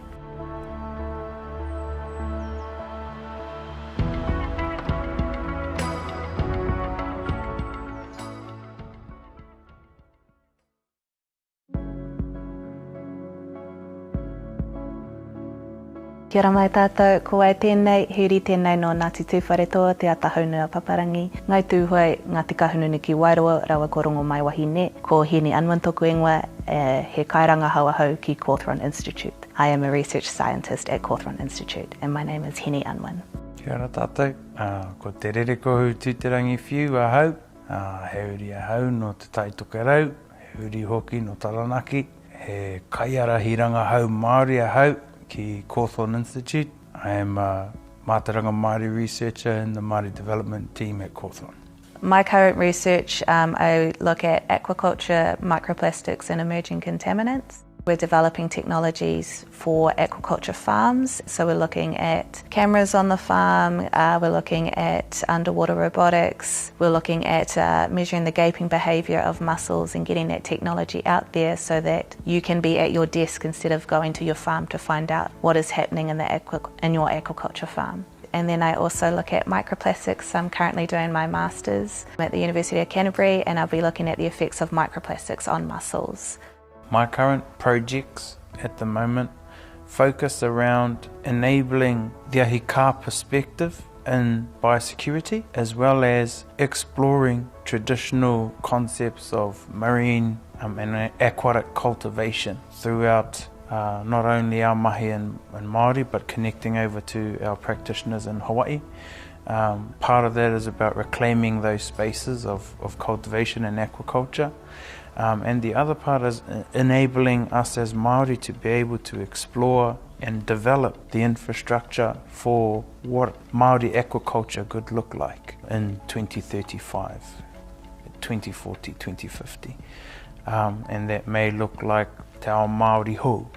But the my projects are around bringing mātauranga Māori out of the shadow and into the light of the now. I never wanted to be a researcher.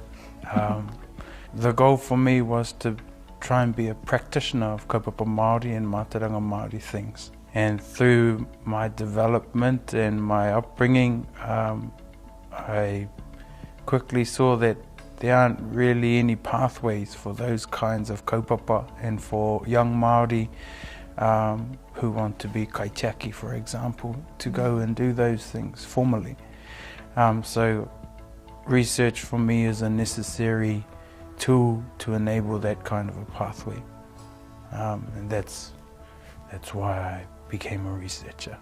I have known since I was 10 years old because I was fortunate enough to go on a trip with my family to Rarotonga, and I went snorkeling there, and as soon as I dove down I was just like, what are all of these things? Why is this here? Why isn't this in New Zealand? From that moment I was just fascinated with that world, and so that's when I decided I wanted to be a marine scientist and come through and do research science, and then it just sort of backed up with all of the other kaupapa and all of the things that I saw around me of, you know, the world not being exactly right, or it's getting poisoned by a whole lot of different things. So it was just coming back and I could feed back into that and help it. Mama noha tēnei māku, when I became a parent, because you suddenly become faced with the realization that you have to create the environment in which your tamariki flourish in. That's taking me down a path around, I suppose, the simple things around having scientists that speak Māori, having scientists that are able to articulate both perspectives, te ao Māori, te ao Pākehā, having the freedom to think of these types of ara as pathways for total immersion tamariki. All of those things become, I suppose, apparent as you start to think, how am I creating an ao where my tamariki's opportunities are at their own disposal. So I think for me, becoming a papa and really wanting to influence the world that my tamariki develop in, kind of brought me down this path. And it was a path that I think not very many Māori travel down. So it was new territory, and to be able to influence that new territory was exciting for me. I think, you know, for most people, a significant person in their lives is their parents. My mother, she is Pākehā. She was born in Timaru. She met my papa, who's Māori, born and raised in Ratanapā. So they come from two really contrasting worlds, but my mother is one of the most compassionate and lovely people that you'll ever meet. And when she had us kids, me and my brother, she actually learnt te reo Māori and made sure that we went to kohanga reo, we went to kurarua reo, made sure that we were proud to be Māori. They're two of the most significant people in my life and have changed me and instilled in me all of these qualities, because they both came together for us children in their own separate ways, in their own beautiful ways.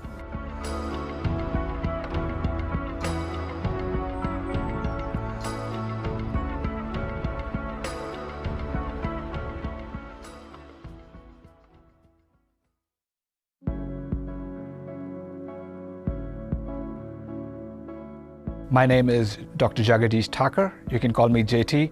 I study public understanding of scientific, health, and environmental issues, and I'm an early career researcher. So one of my earliest memories of growing up in India is getting up early in the morning, like 4 a.m., and queuing up for water.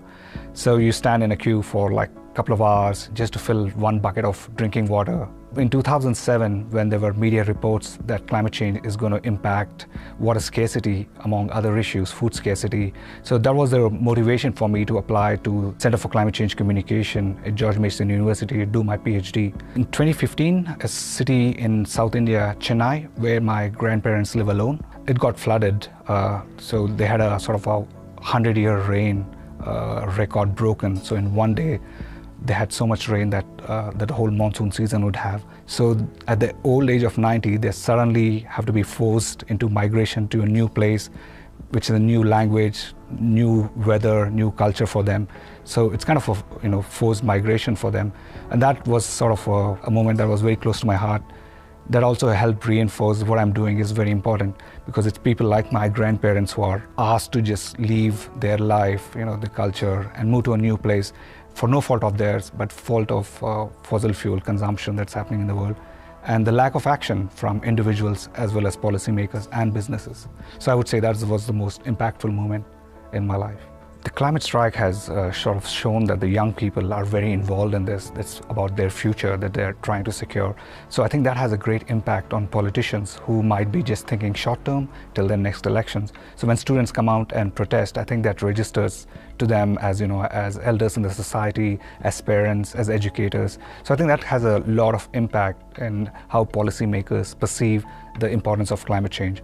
In communication early on, the idea is that if we tune up the volume of communication, if we inject the people with sort of the fact serum, people will change. So that has been an idea for many years, but we know from 3 decades of climate science, from over 6 decades of public health science, that just by telling people does not influence their attitudes or behaviors or help create healthy communities.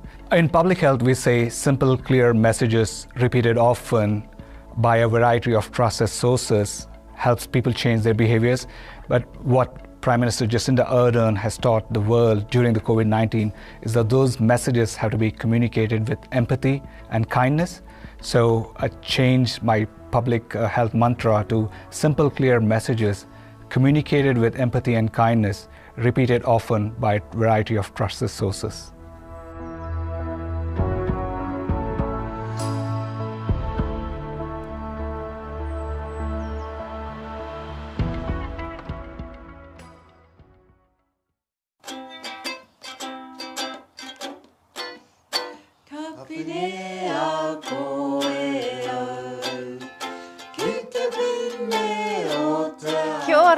I'm Aria Graham. I'm doing postdoctoral research at Waipatu Marae about a kaupapa Māori child and maternal wellbeing model I'm piloting here, and I'm an early career researcher. Well, my research is based on the findings that came from my PhD, and the findings of my PhD talked about the things that mattered and made an impact to the wellbeing of young new Māori mama. Those findings I took and brought together to develop a model. And so now I'm piloting that model on Waipatu at the marae. Mamia is a place where you can just be. We have nannies and aunties and other wahine from the community there who are also mothers themselves, who are there because of the kaupapa. So they're there to manaaki and awhi and nurture other new mothers. There's a kitchen, so there's cooking and baking. Or you might just want to warm up, you can have a hot shower. We have a hot shower. And in the meantime, there is a wahine there, a maternal person who is holding your baby, meeting your baby's needs. Our kaupapa at Mamia is you can't leave your baby and go and get a coffee or go and catch up with your mates and stuff. It's about being together and enjoying some social connection, but also some role modelling for new mothers of how you can communicate with your baby and play with baby, pick up on cues when baby's ready to have a moe, support with breastfeeding. I remember myself as a new mum, I was just so happy when my mum would come and hold my little boy and I could just stare at the wall for 10 minutes. So if a wahine wants to do those things, kei te whai, that's awesome with me. They're safe here and secure at Mamia. I do what I do because I am very passionate about our tamariki and our pipi, that they are more knowledgeable of the world. They are nurtured, looked after and loved as they should be. And I think in doing that we have to start with the mummies, and which are our young wahine, and support and nurture them, because often themselves they have not had that nurture and support. At the end of the day, our tamariki, our mama, our young dads, they need whānau and they need community, and that's why I'm so passionate about what I'm doing.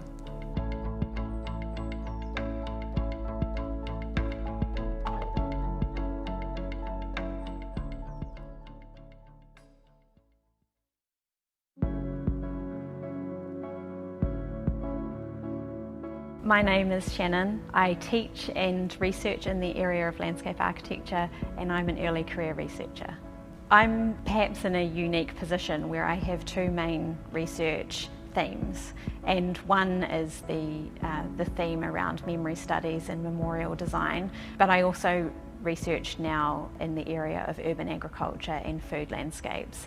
A key research thread that we're exploring at the moment in New Zealand, food is now considered a rural issue, whereas 85% of our population here in Aotearoa live in urban settlements. We're looking at urban design models that integrate food production back into the places where New Zealanders are living.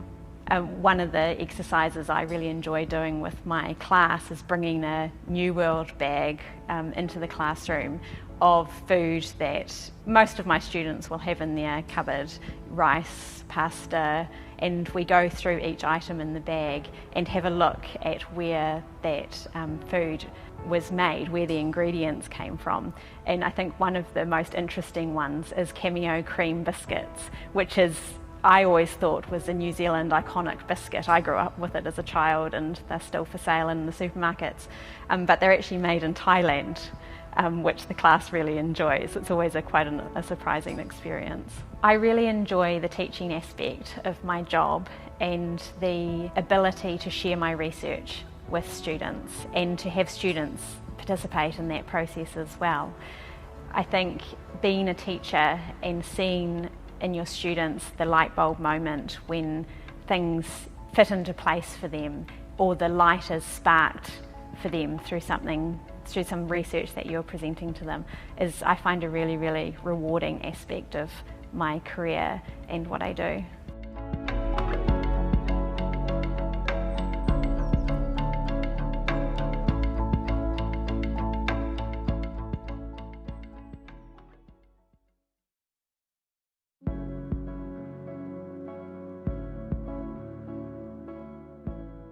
I'm Graydon Diprose. I study human geography and I'm an early career researcher. So broadly, my research looks at how society and the environment or nature interact. So the specific focus that I'm often involved in is things around climate change, how we adapt and mitigate the effects of that, how we revalue and rethink the economy, then how we engage with nature in terms of like biodiversity and all that kind of stuff. So it's kind of trying to address the key environmental challenges that we're currently facing. When I started at university, there was a whole bunch of issues that academics and others were saying we're going to be facing in the next kind of immediate future. And those things haven't been addressed, they've only gotten worse. So I do what I do because it's my response to kind of the hopeless situation we find ourselves in. In my final year at university, we got a new lecturer and she was doing research on the Hero Parade, which was a gay pride event in Auckland. And she talked about her work in an academic context, and she wasn't out, like she was an openly lesbian woman. And that was kind of fascinating for me as a young queer guy, because I was kind of like, I've never seen that kind of visibility and openness in university before. And to see her work both have value and to see her respected in this way was great, because it just made me think, oh, that's possible. I didn't always know I'd get into research. I think I was always driven by a sense of questions. Like, I just had lots of questions about the world, and I thought I'd become a planner and just kind of be involved in local government, or, you know, or maybe working in central government. But yeah, so it's kind of panned out differently to what I expected. What I'd say to someone who's thinking about research as a career is, it's challenging. You know, not much of my job has automated things where I can just switch off and do, you know, fill out that, you know, that boring spreadsheet or what, you know, most of it's kind of like quite conceptually challenging. But I'd also say it's super rewarding and interesting. You get to meet a wide range of people, you get to explore lots of different topics and issues and that kind of stuff. So if you're someone who's curious and gets bored quickly, it's probably a great career. So I hope early career research in the future looks like kind of at a basic level representative of the demographics of our country. So that might mean the number of Māori Pacifica researchers that actually reflect their number in the population kind of thing. And I also hope that that then means we have a like a broader range of what counts as research and what is considered legitimate in terms of investing our research funding and time into.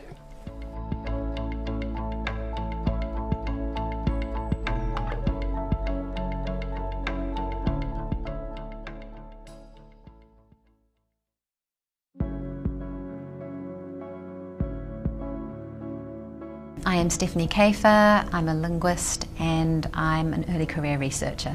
My research is looking at linguistics and Antarctica, bringing them together and just looking at how language sort of works and functions in Antarctica, which is quite an isolated place and probably an unusual place to do linguistic study.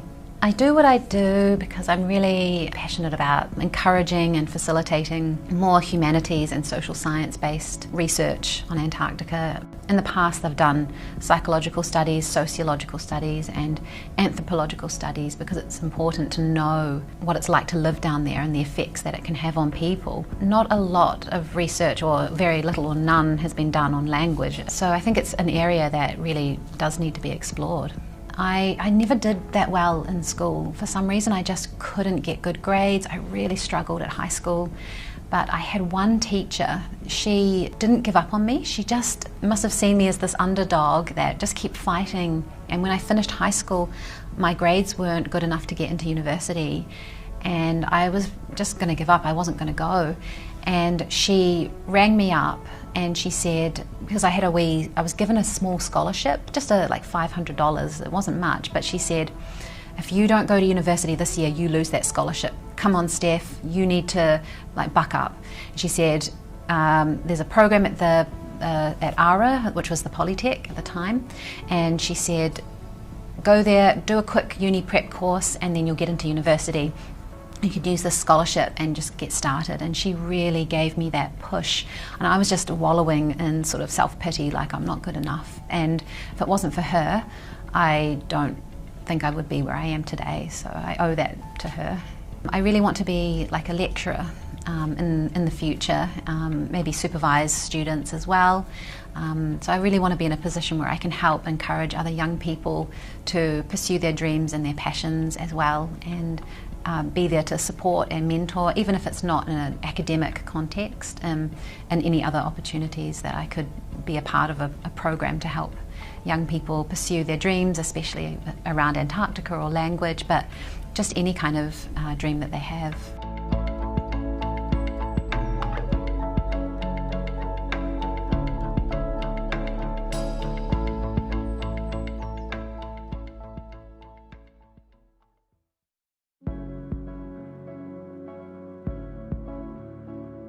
I'm Sandra. My research focuses on environmental studies, and I'm an early career researcher.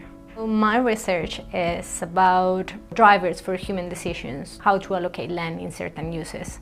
As humans, we are driving certain behaviors that are causing a lot of environmental impact. It's just thinking why people make certain decisions or what could be certain explanations. And if we identify those drivers, maybe we can start defining public policy that help to change that behavior. I came from a family who study was of course one of the targets, but I don't came from a background from academics. Like there's a mix of between academic barriers and others like more personal ones. English, and especially academic English, is another language. It's not just you're bilingual and fluent in English, you need to be bilingual and fluent in academic English. I have a strong accent and I sometimes feel really struggle with the language, but it's part of the process. So it's this kind of things that could become a barrier, but when we realize that there's someone else who has overcome those issues, it's like, okay, we can manage this. And in the personal way, lots of ups and downs. Emotionally talking is really challenging when you are starting. Being away from family is not easy. Lots of uncertainty around money, imposter syndrome, so feeling like, am I good enough on this, or maybe I cannot do it, but yeah, I can do it. So all these dualities. I feel that I was born in an amazing time for being a woman who want to pursue a career, or I hope that more women get involved in science. That would be my hope. And I would also hope to have more, just thinking about back to Colombia, to integrate more people like kids and women from rural areas. That would be amazing.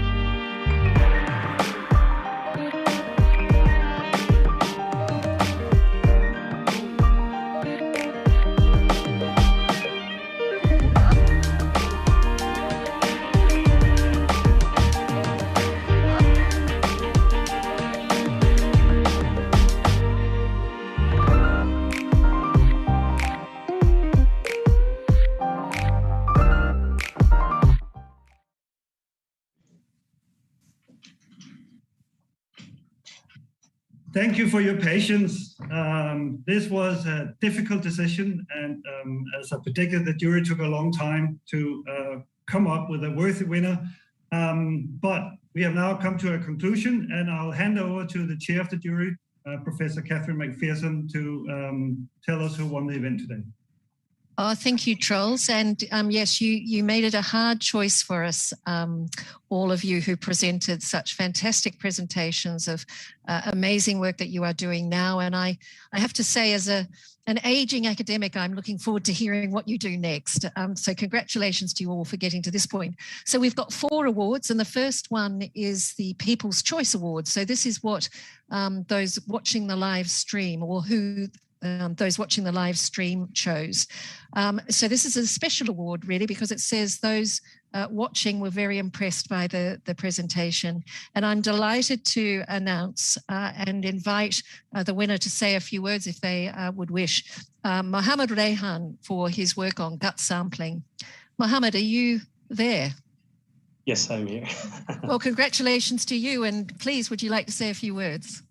Yep, thank you. I guess the main purpose of attending this event was to get the message across.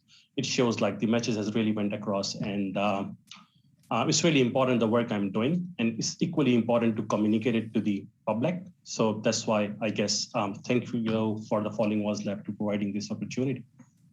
Well, very well done. And you're quite right that one of the things we need to do in working in science is be able to communicate to those outside our own fields. So very well done on the People's Choice Award, Mohammed. And we can't have rousing applause that you can hear, but just imagine it. We can all shake our hands. Congratulations to you. Thank you. Shall I continue, Trolls? Yes, please. Wonderful. So we have 3 finalists to acknowledge. And I'm going to mention the third, then the second, and then the final winner. And again, the final winner we will invite to say a few words if they wish. So third place, and I do want to acknowledge that you did give us a tough time making these selections, but I'd like to congratulate in third place, Jessica Fitzjohn, whose work was on breast screening and equity. So congratulations to you, Jessica. Yes, bravo. Thank you, Trolls, for that. Second place was to Nick Smith, looking at global nutrition modelling. So congratulations to you, Nick. A really good presentation. Thank you. So this is where we need drum rolls as well as applause. Yeah, good on you. Thank you, Trolls. My teammates and I have agreed that the ultimate award to compete in the next and international Falling Walls competition is Mohammed Rehan with the gut sampling. So we had something in common with the People's Choice. And what the panel really welcomed about your presentation, Mohammed, was the novel approach to getting samples that have been traditionally very difficult to get. The fact that your presentation was very engaging, and I think that we can imagine this going a long way. So Mohammed, congratulations from the panel, and I'm passing back to you to speak for a second time, or really a third. Well, thank you. Thanks a lot. And this time, thanks for the jury as well, because it's a technical project, obviously, and sometimes it's become really difficult to communicate the technical challenges which we are here. We usually went through while we are working in the labs. So number one, the message is being communicated, obviously, and the main thing is all of us, which we have presented here, they are working towards really good researches. So definitely we can see a bright future, not with just my project, with all the researches which are happening in all of this country. Wonderful, Mohammed. Well, thank you very much for that. And we wish you well in the next level of the competition. As Troll said at the outset, you know, there's some trust and confidence in you now to represent New Zealand at the next level. And I wish you all the very best in your work. I think you're quite right that it's a really good time to acknowledge everybody, particularly those of you in that final 3. That is a huge achievement. some of the panel, we were talking about the fact that actually don't be surprised if you hear from one or more of us, because we want to know more about your work, more about you, and we want to see you continue to develop and strengthen your contributions to science and to improving our society and our community. So acknowledging all the presenters. And I would really like to thank the jury members. Not so easy doing this in a virtual environment, but you were great to work with, and I thank you very much. And Trolls, I'll pass back to you. Thank you. Thank you very much, Kath. I just have the very pleasurable duty to thank everybody. I'd like to thank all the presenters. I'd like to thank the jury members. Thank our supporters, Ministry of Business, Innovation and Employment, the Catalyst Leaders Fund, German Embassy, Euraxess, and of course, Royal Society Te Apārangi Early Career Research Forum. I would now like to hand over to the President of Royal Society Te Apārangi, Dr. Brent Clothier, again for a closing remark before I close the meeting myself.